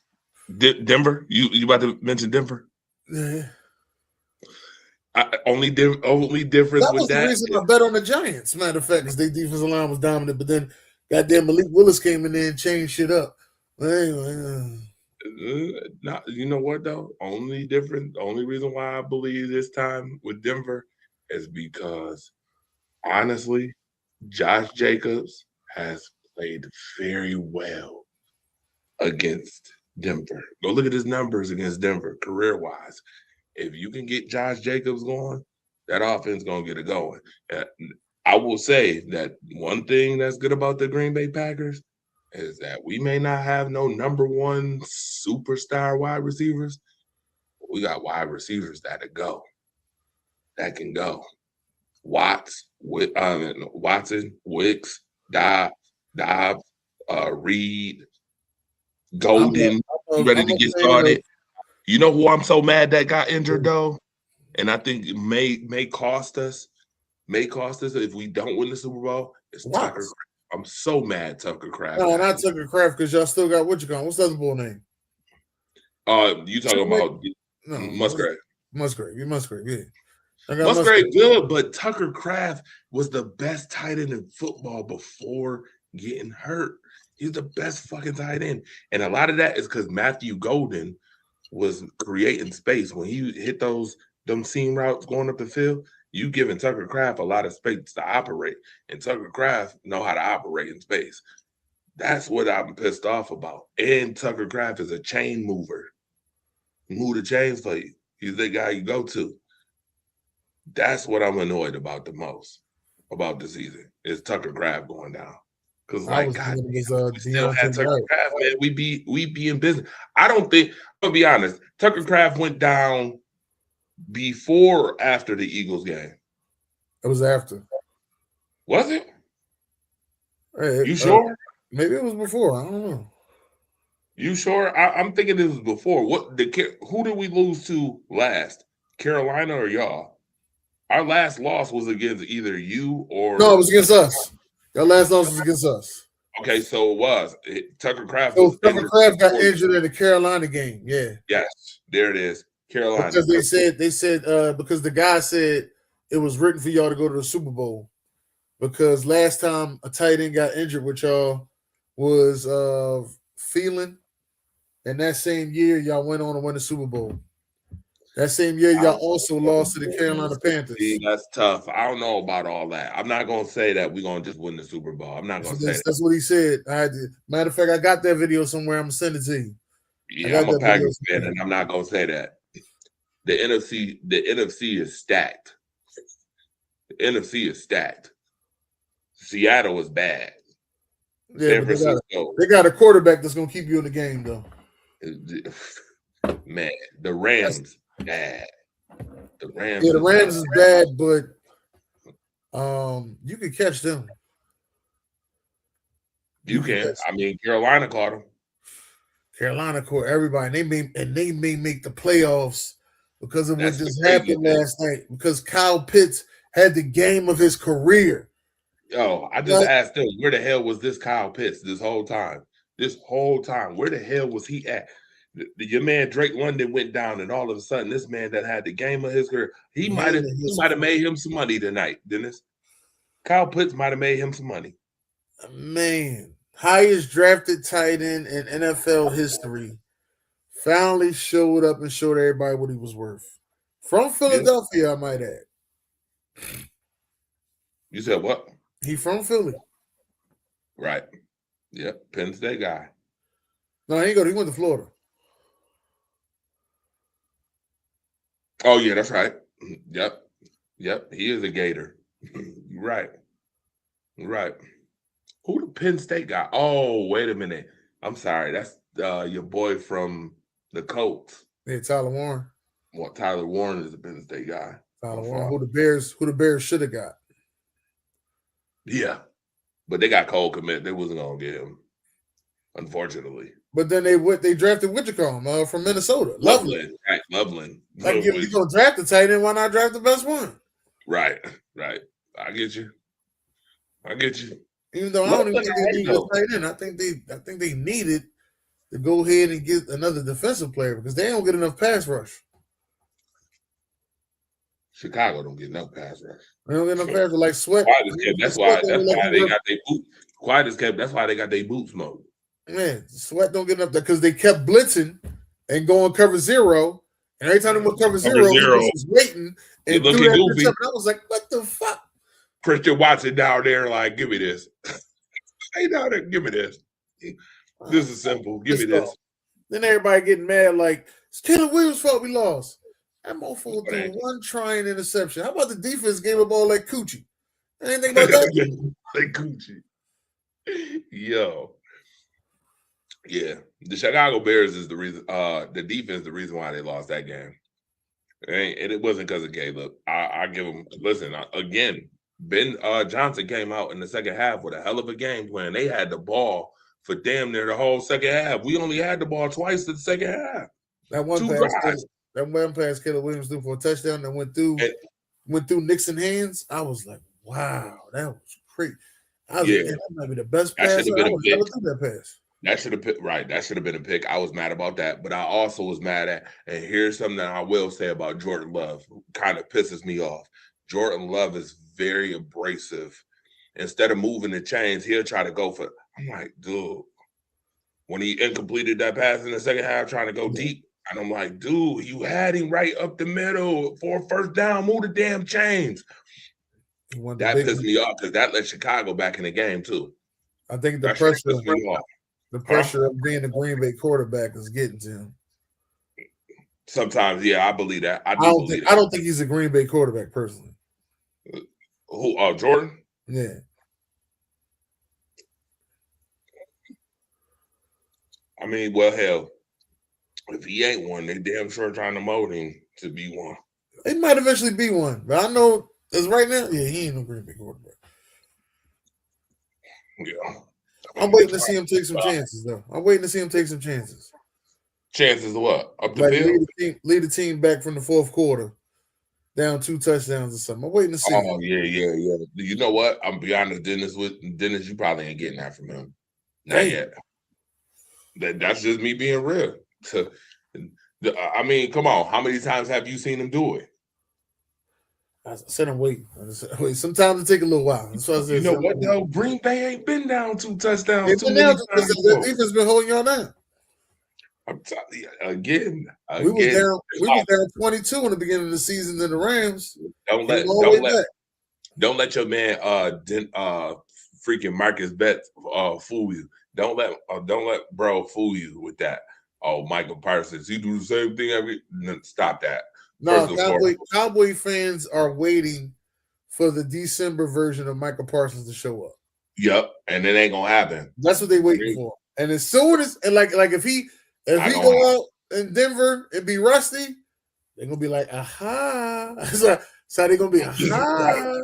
Right, they gonna be like, ah. Well, guess what? I doubt it. That ain't happening. Green Bay is one of the best teams in the NFL at developing players in general. So what would make you think that the Green Bay Packers, who have been great when it comes to pass rushers, don't forget Clay Matthews, sir. We had Clay Matthews jumping. I ain't forget Clay Matthews. I'm the one. We had Clay Matthews in them jumping. We had Preston Smith jumping. We had Preston Smith jumping. We had Zadarius Smith jumping. Y'all paid for them, though. Y'all paid for them. Yeah, we paid for them, but we had them jumping, though. We had them jumping. Y'all paid for the Smith brothers. Right, we paid for them, but we had them jumping. That's what I'm saying. We don't have problems getting players like that to jump. Michael Parsons is going to jump, and he better on the run too, defending the run than he was in Dallas too. That's another thing they're afraid to say. He is all around better than TJ Watt this year. I don't want to hear no. Oh yeah, TJ Watt fell off this year. Now he's in the hospital. He fell off this year. You can say that. Yeah. Because the thing was, the knock on him was that TJ was better in run coverage. That was the knock. To me, TJ was better at getting to the ball. So, like, not only would he sack your quarterback, but he's strip sacking your quarterback. Oh yeah, he'll force that fumble. He's strip sacking your quarterback. Respectful. Mm-hmm. I said for the last 5 years until this season that TJ Watt was the best defensive player in football. Now, as of this season, it's Myles Garrett. It was for sure Myles Garrett. It's Myles Garrett. And it may change. You know what I mean? It may be Michael Parsons. It may be Max Crosby. Shit, it may end up being, you know what I mean? Benito, or it might be a linebacker or something. It might be Fred Warner. Shit. But Benito nice though. I give him credit. Benito is nice. I give him that. Okay. I give him that. Benito be. My thing is though.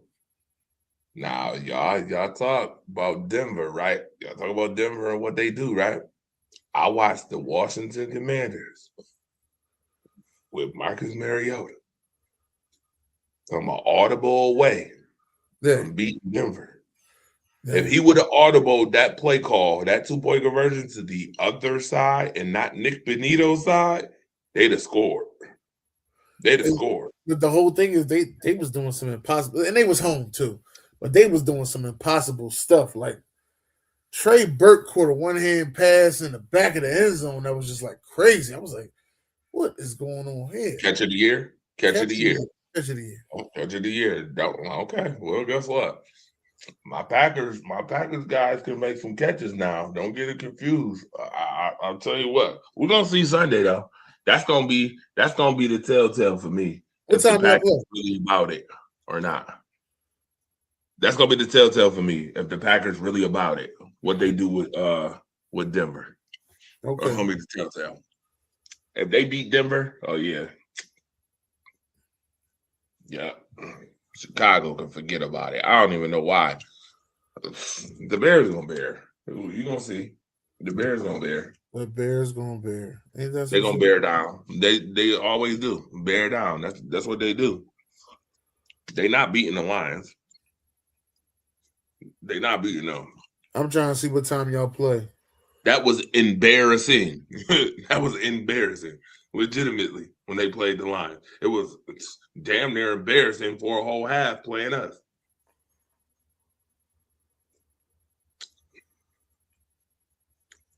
Yeah, I don't even know what time y'all play. We're gonna need Jordan Love to man up this week, though. Yeah. We're gonna have to man up this week. I ain't gonna hold him. Yeah, Green Bay. When the hell do Green Bay play? 4:25. Oh yeah, I'll be home for that game. I'm gonna miss the Eagles game, but I'll be home for that game. Yeah. So you think the Cowboys gonna catch y'all? They might. So we might lose to the Raiders. I cannot. I ain't You gonna real say modest.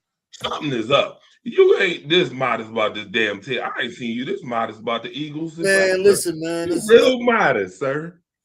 I'm gonna be honest with you, man. They just look tired. That's what they look like. They look tired. O-line look tired. The goddamn Saquon look tired. They look tired. I know the defense tired after a while because they're on the field too much. Oh, wait a minute. Time out. What a parallel universe.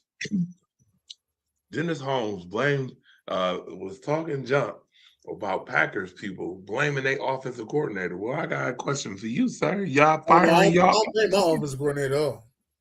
Oh, you don't? No. Oh, it ain't him? I did blame him before the bye. Ever since after we played the Lions, I don't blame him no more. So we played y'all, and then we played the Lions, and it was 2 terrible offensive play calls. After that, I ain't blaming him like that. Cowboys game, he came out on fire. Put him 21 points easy. Came out on fire.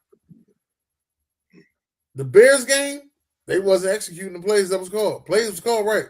They weren't executing them. This game right here, Jalen Hurts looked like he was just forcing a lot of stuff.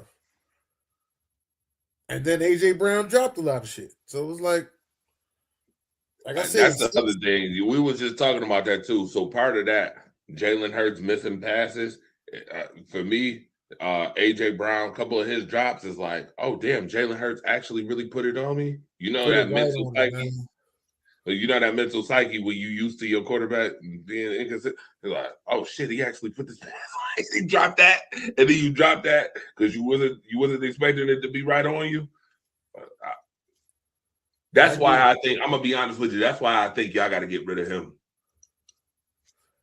And something telling me we're gonna get rid of him and somebody else to go get Justin Jefferson. I'm gonna go 2 pieces and get Justin Jefferson. Y'all gonna pull the Randy Moss move? That's what y'all looking to do? Y'all looking to pull the New England Patriots go get Randy Moss move? No, they got Randy Moss for like a 4th round pick. They got him for a steal. The Raiders just gave him away. No, we're gonna have to give up A.J. Brown and I don't know, probably another piece. I don't know who it's gonna be though. And they flexed that fucking Packers game against the Ravens to 8:00. Then I'm not gonna lie to you. I don't like primetime games no more either. She get real iffy. She get real iffy on primetime. Wait a minute. That Giants ass whooping you a little bit. Listen, they ain't just the Giants. It's like every primetime game we had, these motherfuckers been iffy. Like I'm tired of these. And you gotta wait all night for them? No, come on, man. You gotta wait all night for them? I ain't waiting all night for this. Come on. If he's stiffy, you know what? You are right. Because the Packers game, they was iffy as hell. Iffy. Lions, iffy. The Lions was iffy. Shit. Yeah, you're right. The Bears, iffy.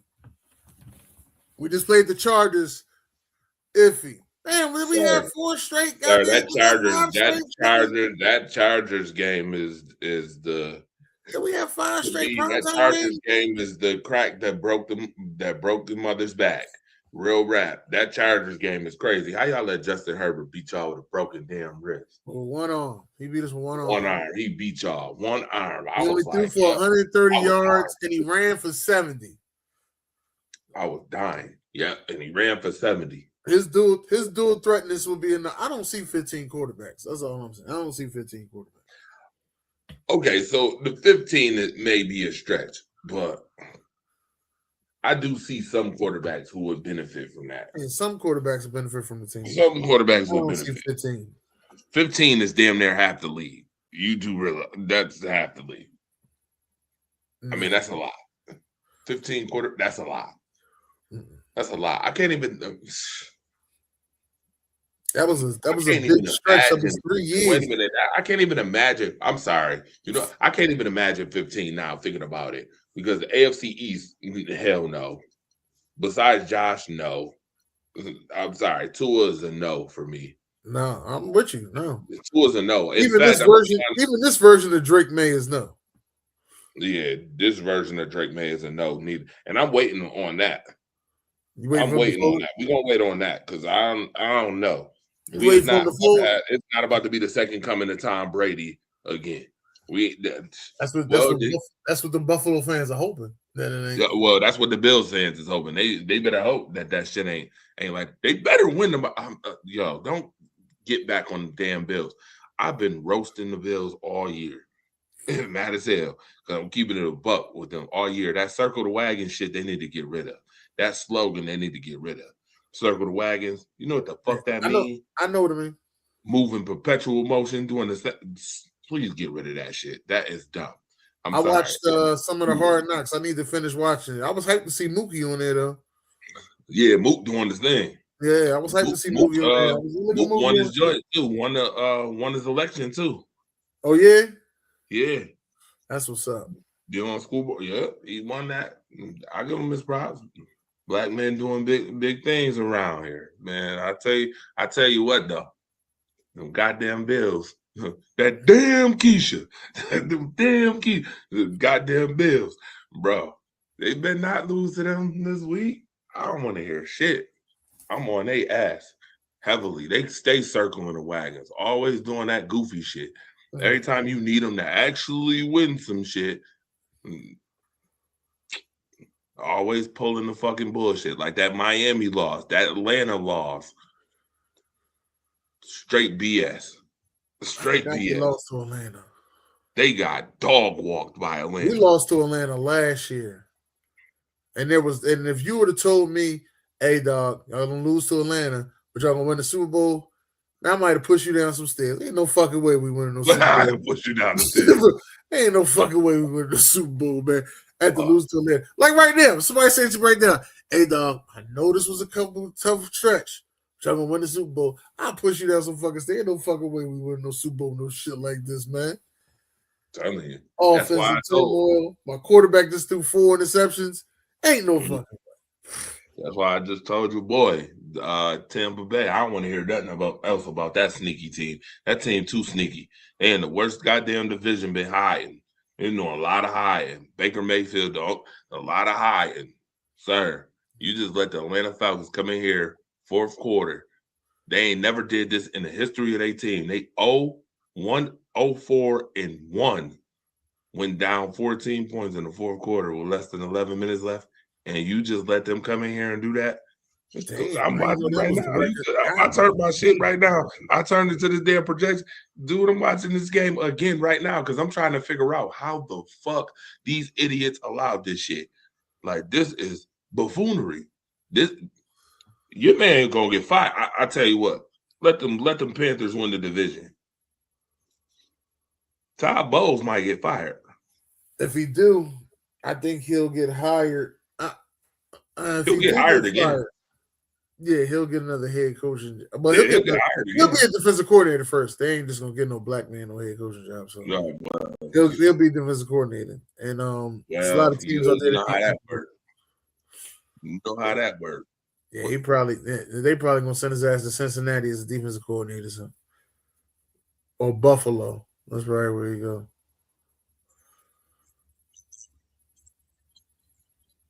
Sean McDermott and Brandon Beane should have been gone. I don't know another coach who can get away with losing 4 straight times to the same team in the playoffs. But see, if they don't make it this year, and you still lose, no, that's what I'm saying. Kansas City is over. You can tell Tim Purnell, that motherfucker. Yo, let me tell you about these Kansas City Chiefs fans, bro. I seen a whole lot of NWA aura coming off these niggas 4 weeks ago, talking about see you in February, and now they over here doing the Monica and Brandy routine, shit, singing sad songs and shit, talking about some the season's over, our team's so. I don't want to hear none of that shit. I'm on your ass. I don't want to hear none of that shit, bro. You had niggas with attitude, or you was fucking Ice Cube and no Vaseline, right? And now you over here doing the Monica Brandy shit. Nah, bro. Nah, we not having that. We not gonna do that. But they can retool. They can retool. They can get back. Because I think to me, a small chance. They need an offensive line. They need a running back. Wait a minute. They can retool what, next season? Because these problems. problems. No, not this season. No, this season's over. Yeah, I was about to say you're not. I'm talking about next season because like they get the offensive line fixed. They go get them a tight. They might mess around, get the offensive line fixed. You know who I think this version of Kyle Pitts right here. Yes, we just was saying this. They'll get this version of Kyle Pitts, and then they'll get a wide receiver with some short hands, and they'll draft a running back in like the 6th round. Just was saying Kansas City make that move to go get Kyle Pitts. They might get a running back from Penn State. They might get one of the running backs from Penn State. Yeah, they better go get Kyle Pitts if they got the opportunity to. Let him be Travis Kelce's replacement. To use this Kyle Pitts right here. This is the Kyle Pitts that he's gonna get. Definitely. That's be crazy. That's crazy as hell. See, that makes me question Atlanta even more though. Like, where the fuck was all of this? Y'all got this talent on your team. You've had it for how long? Yeah, about 4 years now. Bro, that's pitiful. That tell you what type of offensive coordinator you had. God awful. They keep blaming the coach, the offensive coordinator. I'm like, y'all been through like 3 coaches, man. At what point y'all gonna blame yourselves? Well, that's true too. That's true. But I feel like they don't be having no philosophy. I feel like if you get an actual philosophy, I asked Ron this today. I said, Ron, when y'all gonna get consistent, bro? Like, when are y'all gonna get back to the old Atlanta Falcons be consistent in somewhat shape or form? Do y'all have world-class running back? Y'all have a good wide receiving core. Kyle Pitts should obviously, as what we see today, Kyle Pitts should be a top 10 tight end in the league. Should be. But should be. No. And then the defense is what they need to fix. They ain't got no damn pass rush. They ain't had no damn pass rush. Ron Wright. They ain't had pass rush since Vic Beasley. Yeah, but I mean, they weren't drafted 2 youngins this year, so, and I think they're like 1-3 in rookie pass rush, rookie sacks, so they doing pretty good with that. Oh, and then you got a AJ Terrell on one side of the ball. Yeah, AJ Terrell is lights out. They got a linebacker too. Lights out. That motherfucker had 5 PIs today. Yeah, well, today he went against a bunch of different because they was picking on Kobe first. Kobe got to go. Yeah, Kobe should have been benched at halftime because they was picking on him at halftime. They was picking on Kobe's. I was like, God damn, they just don't. Mike Evans came back and was cooking him. Mike Evans was cooking him. He was giving him work. And then Tampa Bay got too many wide receivers. Well, Tampa like doing that though. That's Tampa Bay's MO. Godwin, Evans, Ibuka. What's the other one that just came back? McLean or Macklin? Yeah, they got another one too. They got somebody else I can't think of. They got a nice little wide receiving core too. Yeah, they might got the best wide receiving core in the goddamn league. Yeah, well, total core, yes. I said Green Bay's is really, really, really good. But because of them 2 stars, Tampa Bay's is better. I would say Tampa Bay's. When healthy, Tampa Bay's. And then, hold up, they got 3 running backs. Yeah, I know.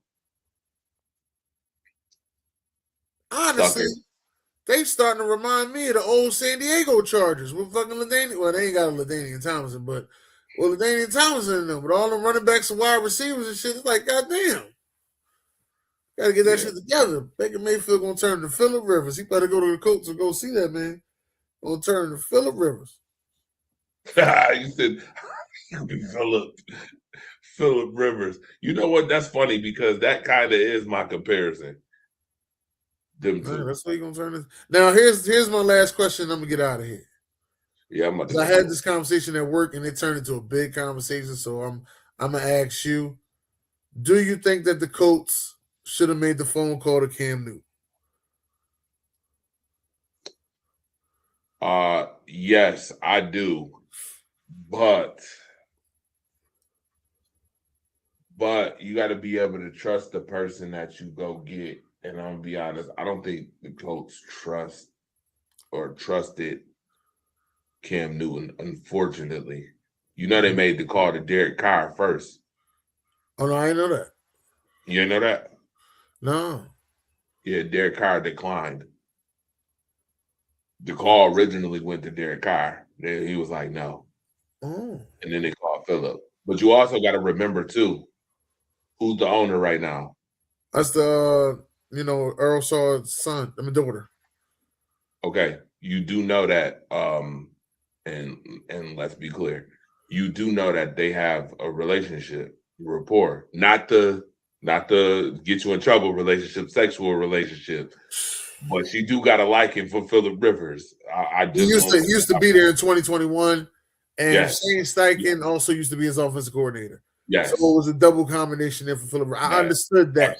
But this is what I thought, okay? This is what I thought. You got a guy sitting there who's on injured reserve that you drafted top 5 in the NFL draft to be the franchise quarterback, right? But he has had issues on controlling the game and getting things together, right? Shit, along with his attitude, Mr. Along with his attitude and the fact that he tired, boss. Let's get that out the way. What I thought was that he tired. Yeah, he was tired, boss. Yeah. He was tired. Take me out the game, coach. I'm tired. Yeah. So this is what I thought. If you wanted, because you drafted him because you thought he was Cam Newton-ish, why not go get Cam Newton to go ahead and be his mentor? I see where you was going with that. I saw that. I see where you was going as soon as you mentioned Richardson. That's what I was thinking. I get you. Again, they should have called Cam. I'm one who thinks they should have. Right. At least get the phone. I also understand the rhetoric, but it goes back to my rhetoric. Would they trust Cam? And I didn't even go to Anthony Richardson route. That's good. See, good job. I like that. There you go. You just hit that on because there you go. Right. Anthony Richardson, who was supposed to be your Cam Newton, right? Who was supposed to be your Cam Newton. Didn't plan out. You think they're gonna go get Cam? Nah, they're gonna go again. Never mind. No, I'm gonna say it. I hate to say it, but I'm gonna say it because it's the truth. You know, white people gonna look out for white folks anyway. Why don't white people? There you go. You know that.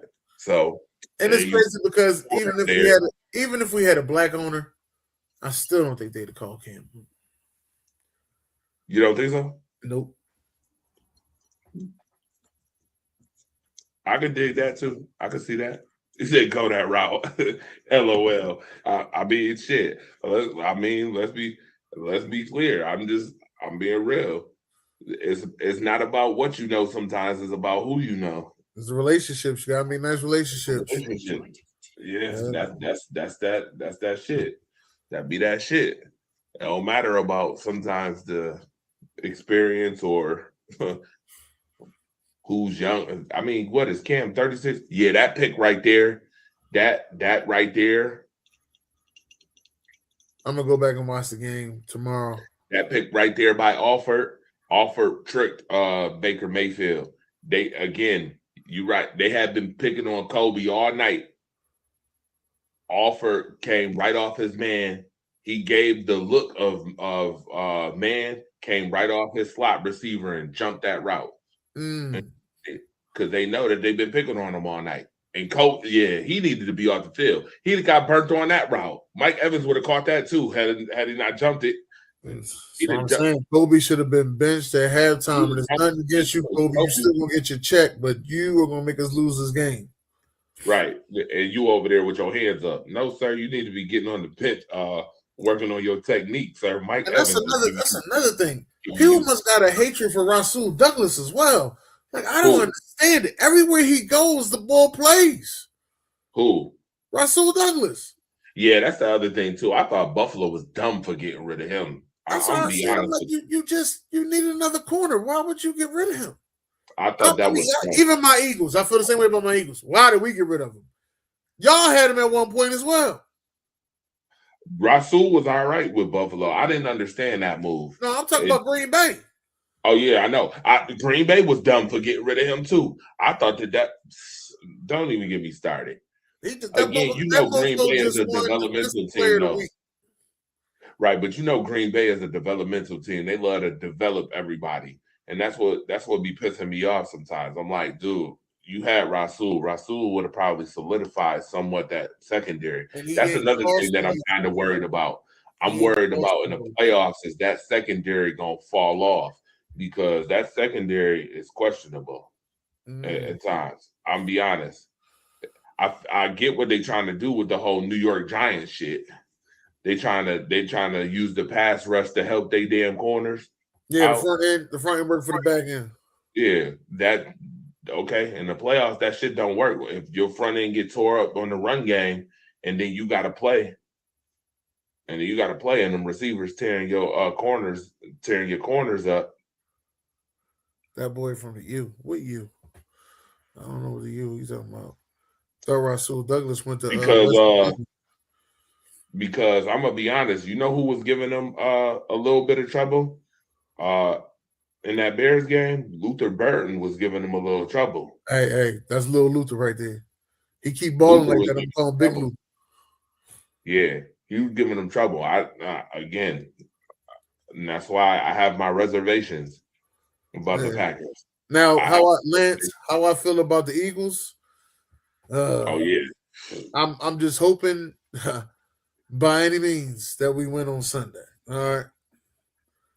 I'm letting you know that right now. I do not feel as though Sunday by any means. I do not feel as though Sunday is a win. You're gonna need 6 field goals. Yeah, I don't. That motherfucker gonna miss 3 of them. I ain't gonna sit there and say he gonna miss 3 of them. That motherfucker gonna miss 3 of them. Man, it don't matter what's going on.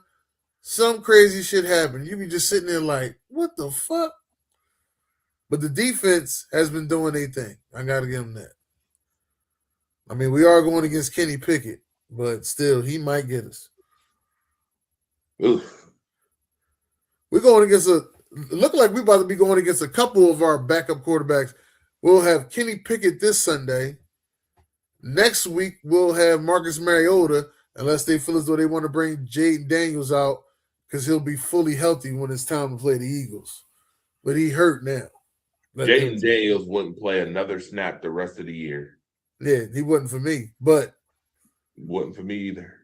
Yeah, they'll probably we'll play Marcus Mariota, then we'll play Josh Allen, then we'll play Marcus Mariota. What dumbass team did that last? Wait a minute. What dumbass team did that last year? Brung they fucking their star in the game and he got fucking injured, and it was no reason. Like it was absolutely no reason for him to even be in there. Who was that? I'm trying to remember. I don't know that one. I'm trying to remember who that was last year that happened to. And I want to say it was a playoff fucking team. I want to say the team was beating their ass, and they kept him in the game. Oh, Jim. Was it Jay last year? No, it wasn't Jaden He Daniels. kept him. Huh? It wasn't Jaden Daniels. You sure? Wait a minute. No, Jaden didn't get injured last year. No. Okay. I know they made the NFC Championship game was it last year or the year before? It was last year they made the NFC Championship game. Right. They played Okay. us. What fucking team was that? That fucking was up by a bunch of points. They left him in there. His ass got injured. Oh, I'm gonna have to go back. I'm gonna have to go back and look at that. I'm gonna have to go find that. I'm gonna find it. Dre, how do I feel about the Vikings? No, y'all don't got a chance in hell. I'm sorry. Damn, Lance. I don't want to be rude or nothing. I'm not trying to be rude, but y'all don't have a chance in hell. Well, they played this week. They played the Cowboys this week, right? The Cowboys first and foremost, the Cowboys is looking to try to catch the division. Yeah, I ain't got a chance. Y'all don't have a. Wait a minute, Lance. Where do y'all play at? If it's in Minnesota, they got a chance. If it's in Minnesota, I'm sorry, Lance. I'm not, and I'm being real. I'm not even trying to be funny. That division is so stacked right now. It makes no sense. Detroit. I'm telling you right now, somebody in that division is going to win 10 games and they're going to miss the playoffs. I was in Dallas. In the NFC North. No, I'm talking about the NFC North. No. He said the game's in Dallas. Oh, yeah, the game is in Dallas. The NFC North, if the Vikings surprisingly go get them a good quarterback, like if they slip around and get Kyler Murray. Dude, we tried to tell them JJ McCarthy was not it. I've been telling y'all for years JJ wasn't it. I knew he wasn't. They got another. I said this at the beginning of the year. I said that the Bears was going to do big things, and then Boone said, "Well, that's a stacked division." I said, "Well, I really don't believe in the Vikings." I said the Vikings are like a Ferrari, a Jaguar, switching 4 lanes with the top down, screaming out money in the tank. Money in the tank. God, that's serious. But you let your 18-year-old son, who just got his license, drive the car. That was the issue. Oh, what you saying? They ain't wake up in the new Bugatti? That ain't having. It looked like they had to call the insurance company. Right. Progressive. They had to call the insurance company. Progressive insurance. Yeah. Or they had to call State Farm. Hopefully they don't call State Farm. Right. Like a good neighbor. Like a good neighbor. What if Tampa Bay No, Dennis. No, you know about them good neighbors though, Dennis. You know what we say about them, right? We ain't talking about like a good neighbor, State Farm is there. We say like a good neighbor, stay your ass over there. That's what we say. Like a good neighbor, stay your ass over there. JJ McCarthy, stay your ass over there. Nah, sir. Yeah, listen, sir, JJ ain't it. I've been saying that for the longest. Y'all need to go ahead and get y'all a real quarterback. Y'all should have probably kept C, and that's the thing. No. They did the right thing and let him go. No. You think so? Yes, they did the right thing and letting him go. For him to turn around and go to Seattle and then do what he's doing now? He's going to do the same thing. You just watch. Hold on. Watch this, though. As much as I just said that, I still don't believe Seattle doing shit when it comes to the playoff. No. And my godson is a Seattle Seahawks fan. And I keep telling him, you better be careful. This is around the time. Hold on. January, Sam. He's seeing ghosts. He be ghost riding the wind. Okay. JSN, I don't know if he's going to be able to say you. He had Justin Jefferson last year. I don't know. He had Justin last year. And Addison last year. And TJ Hawkinson last year. Right. I don't know, Lance. I might be on here next Thursday, man. Come through next Thursday after the game. He might let you on. Shit, I'll let him on. Ain't no problem. The whole phone thing, I got to figure that out, that whole system. I'm about to rewire this system in here for that. I'm not doing cricket, half-ass phone shit. I got Metro. I ain't mad at you. Metro been good to me till I go out of the country. Right. It's the only time I ain't good when I get out of the country.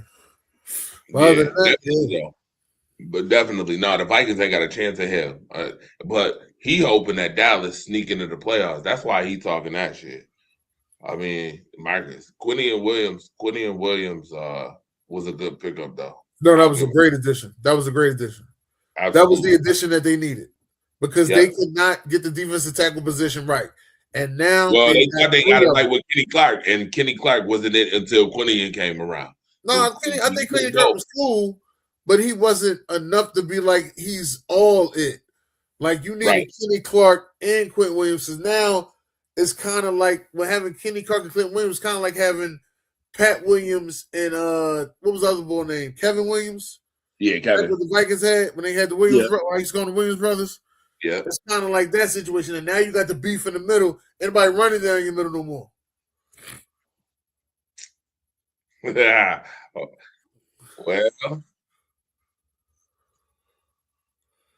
Well, we're gonna find out. We're gonna find out because they do play the Dallas. Vikings. What Dallas got? Dallas? They play the Vikings. Aaron Jones. They put in Dallas. Ooh. My thing is, it's not even just playing.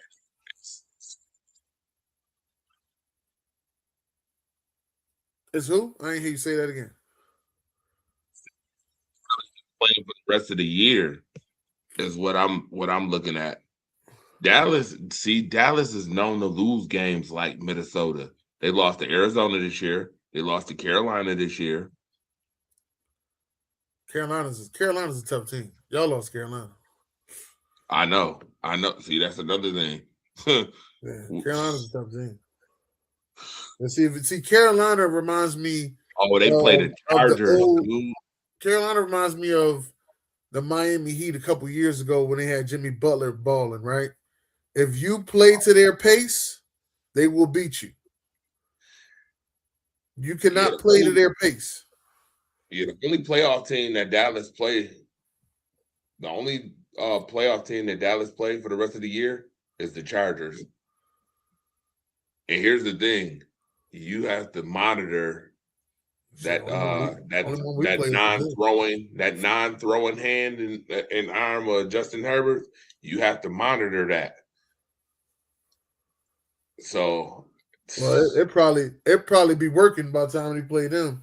So he might be a little better. You get 2 weeks. Well, they play him in 2 weeks. So hopefully it'll be better in 2 weeks. Because if not, I don't know. Dallas might run the gauntlet. Dallas might win all 4. That will put them at 10-6. They might. And we can that will put them at wait a minute. Who got the tiebreaker? Y'all or them? Well, they will have it because they 10-6-1. That half a game will help them. That tie gonna fuck y'all over. Yeah. Oh, right, because they top. Well, you better be lucky Michael Parsons kept them from winning. Because I'm glad you can admit that. I gotta give you that. And I ain't gonna lie, Michael saved it because Dallas was one. Yeah, but you know what? And whoever was holding that clock. Right. Well. This close. Yeah, it was that almost close. Don't count though. Because that was the one time I looked at Matt LaFleur like, how you throwing the ball? Like, what are you doing? Like, time management on that was terrible. Again, I was shocked. I will be honest with you. I was shocked when Dallas came in and put up 40. I was pissed. I was like, what the fuck? Yeah, George Pickens went off. George Pickens go off at home. Huh? George Pickens go off at home. He's starting to remind me of Amari Cooper. Oh, yeah. And that's the thing. They're going to have to pay him. You might be on to something with that lockout shit, though. Hold out. Yeah, he's going to hold out. He's going to hold out. Then Cowboy fans going to be sitting there crying again. It's all Jerry's fault. No. I don't blame Jerry. Jerry did everything he's supposed to do. I don't blame Jerry. Jerry got all the pieces he's supposed to get. Everything there now. I ain't blaming Jerry. I think y'all just, in all honesty, they're a right tackle and a linebacker away. No. A right tackle, a corner, and a linebacker away. Yeah, see, that's the thing, Lance. I will say this. That's the type of game to me that Dallas is prone to lose. And is it in Minnesota again? Is it Minnesota? It's in Dallas. It's in Dallas. It's in Dallas. Oh yeah, it definitely if it's in Dallas. I want to see what time they play. They done lost a couple home games like that this year. Being at home, Arizona, again, like I said, Arizona. I get Carolina tough, but you didn't expect again. They done lost a couple.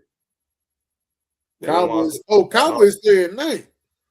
This game at 8:20. They got the Sunday night game. Oh, that's even worse. That's even worse. I hate them Sunday night. Prime time do not do them no favors. Prime time do not do Dallas no favors at all. Nope. Yeah. Oh wow. The Panthers got the Saints, Buccaneers twice, and the Seahawks. Oh yeah, they're not winning the division. They in trouble. Why? Because the Panthers got to play the Buccaneers twice? They got to play Seattle in between that. That's the other thing. You got to travel. You got to think.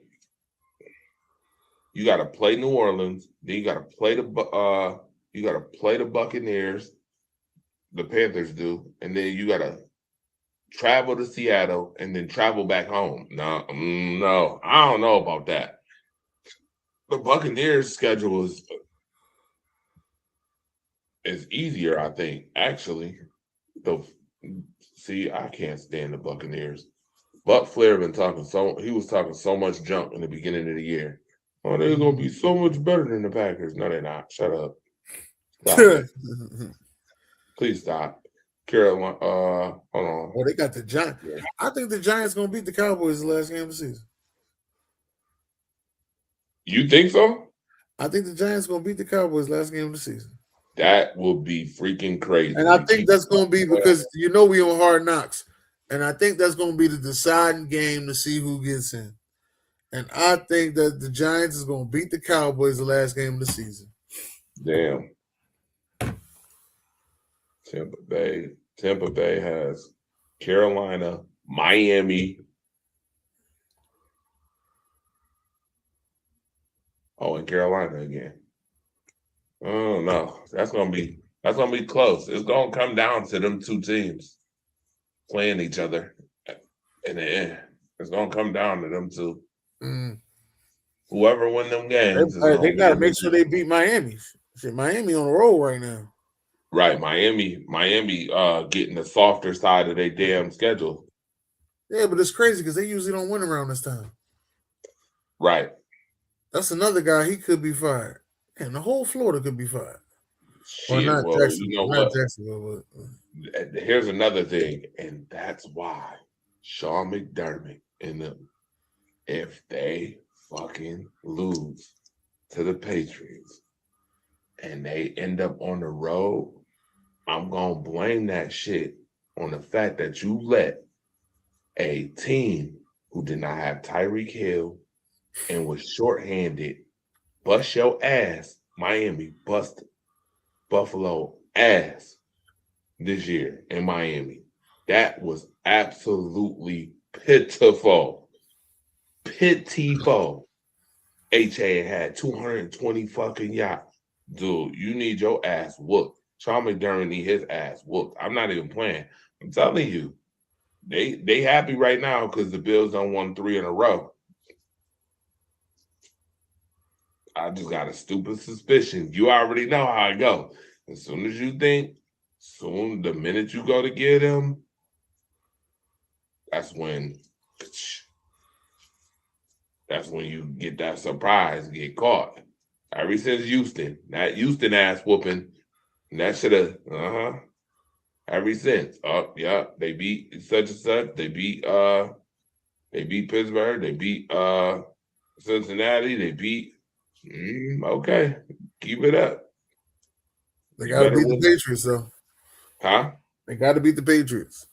Again, as we've been seeing, the Patriots done retooled and got their thing back together. Like I said, Kansas City could retool after this season.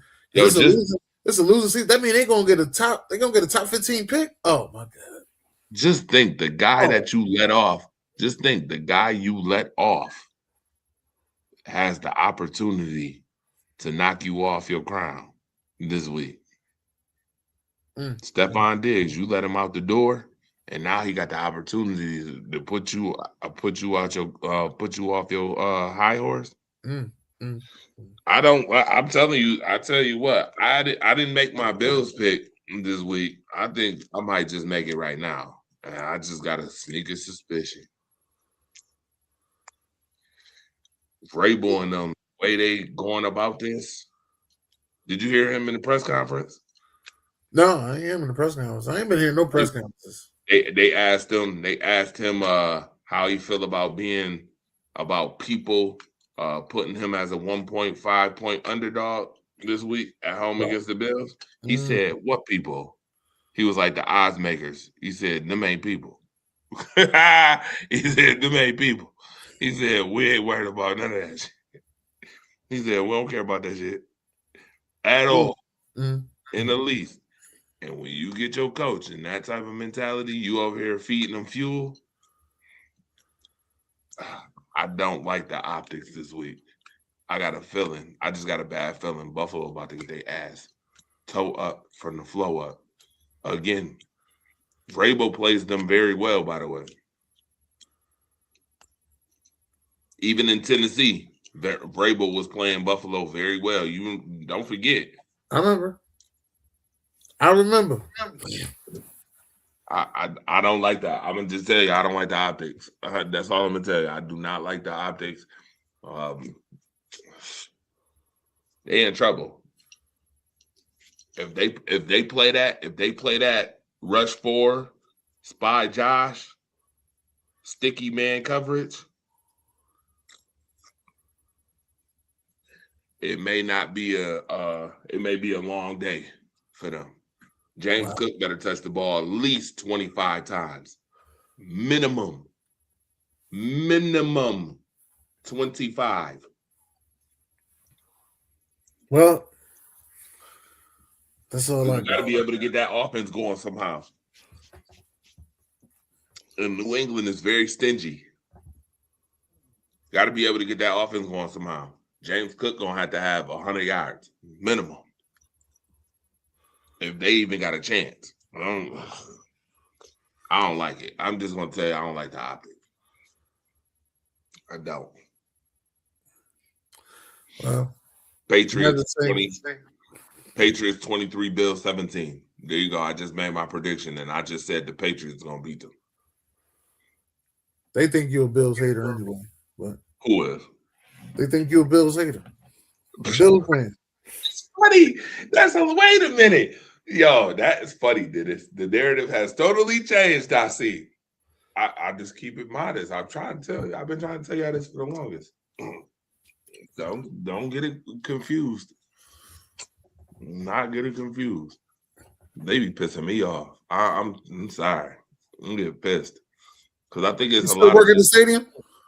Huh? Still working the stadium? I can go to the stadium when I want. I'll be working. No, I said you still work there. I was asking. Oh no, what you talking about? Like work the stadium or media wise? I was talking about working. I think you was on security at one point. Oh no! I stopped doing that when they changed companies again. Another buffoonish situation. Because I remember you took that picture with Omos and shit. Yeah, and for integrity purposes, let's be clear. There are certain places I will not work for integrity purposes. Allied Universal is one of them. You will never have me work for Allied Universal. I used to work for Allied 20 years ago. Did you? Yeah, that was before it was Allied Universal. Yeah, bro, I'm not working for them. I'm sorry. It was Allied Barton at the time. It was Allied Barton. Sure was. Yep. Yeah. I'll never. Then it's never. Bro, I'm sorry. Integrity will not allow me to. And when they changed that rule, the NFL went up 500% on the insurance. The Landmark originally had it, and when they went up on that insurance, Landmark couldn't afford it. So guess what happens? It ended up going to the companies that got it. And Allied, Allied got it, obviously because they're Universal. So Allied bought a Landmark, and the contract, and I was like, nope, I'm out. Said nope. So what happened to you when you was working with Allied? Nothing. I just quit. They have bad integrity, terrible integrity. You get me? Yeah. Okay. Here's a exclusive. I mean, I'm saying this because I know a couple of people that work for Allied currently. When I was working for Allied, it was a lot different. That was 20 years ago, so they changed a lot since then. Well, I will tell you exclusively that I have caught supervisors doing some shit that they shouldn't be doing. That's all I'm gonna say. I'm gonna tell you something that you can't say, but I can say. All right, I've had it to a point where supervisors were getting their own accounts at other spots, like little supermarkets and stuff like that, saying that they could do security there. You could pay through this LLC, and I'll make sure I got. Using it. Oh yeah. And I'll make sure I got guards here, and then they will go get the Allied guards, put them on Allied time, and never pay them. Never pay them. Never pay them. I've seen it. I was like, wait a minute, hold up. So that means y'all got to give them a cash check. It was like, then we weren't giving them no cash checks at all. They got paid through Allied. We got paid just with us. I said, what? It's like, yeah. This was, mind you, this 2004. Yeah. Wait a minute. Then how old are you? I'm 40. How old am I? Oh, you 2 years younger than me. Okay. I was about to say, okay. In 2004, I just graduated high school. So, like, right, I was about to say, so around this time right now, around December, I had started with Allied 2004.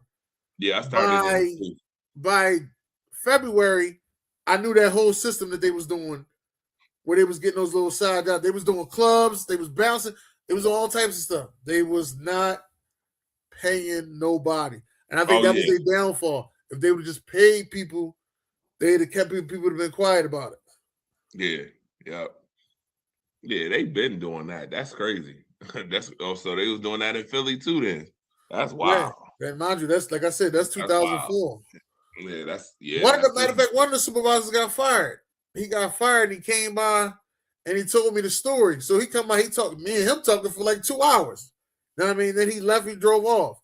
Then I get a phone call from the supervisor that fired him and was like, yeah, if you see him on the premises, you call the cops. I'm like, okay.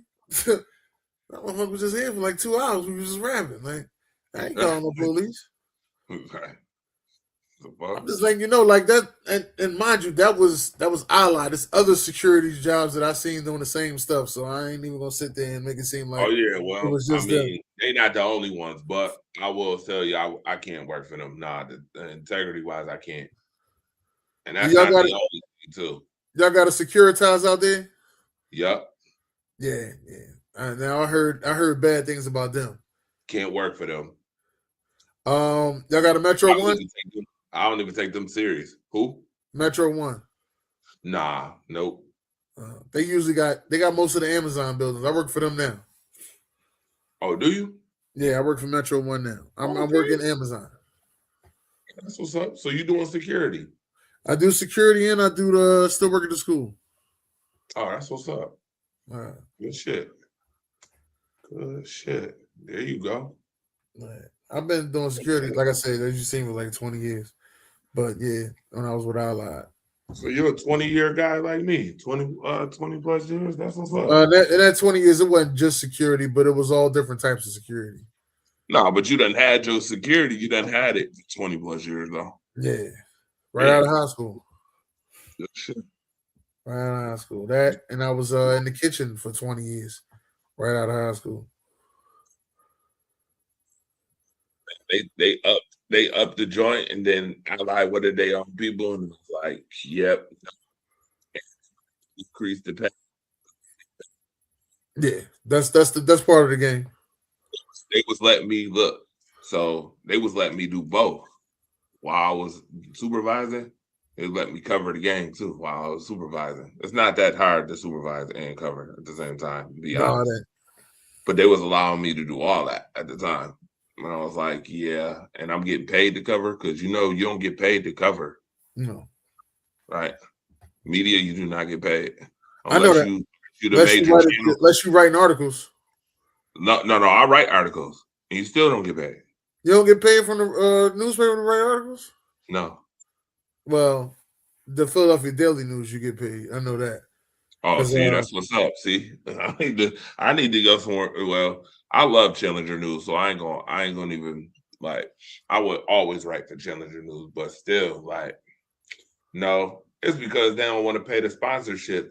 They don't want to get the sponsorships because, again, the city is racist. I'm telling you, if you're not Channel 4, Channel 2, 7, Spectrum, Cable, wow, goofy ass. Yeah, I'm telling you, no joke. Power 90, Wofo don't even get, the radio station don't even get whatchamacallit. Mookie don't get paid to go to Bills games and do that unless the station pay him. The team not pay him. Wow. Teams pay sponsors. Yeah, no. What happened? What about the bull Pat Freeman? Pat been doing it 25 plus years and never got a penny. Gotta tell you that. Pat Freeman is a legend. I ain't never get a chance to talk to him. I've always wanted to. I never got a chance to talk to him. 20 plus years. 20 plus years. He been to 20 plus Super Bowls too. Yeah, I remember he said that's how I first met him. He said he'd been going to Super Bowl since like 90 something. Yeah. Since Pasadena. Since the Cowboys. Man. Bills. Long time. Yeah, and he said he was always on Radio Row. I heard him say Radio Row. This is now, mind you, this is back. Be honest with you. He was at some radio station at this time. I think it was Wofo.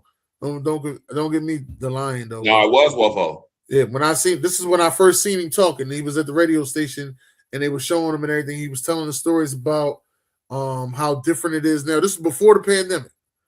He was telling the story about how different it is now, and I was like, oh, so this must be the main guy in sports radio for Buffalo. Then he was for the longest, and he still is to me. I mean, 29, 28, hilarious.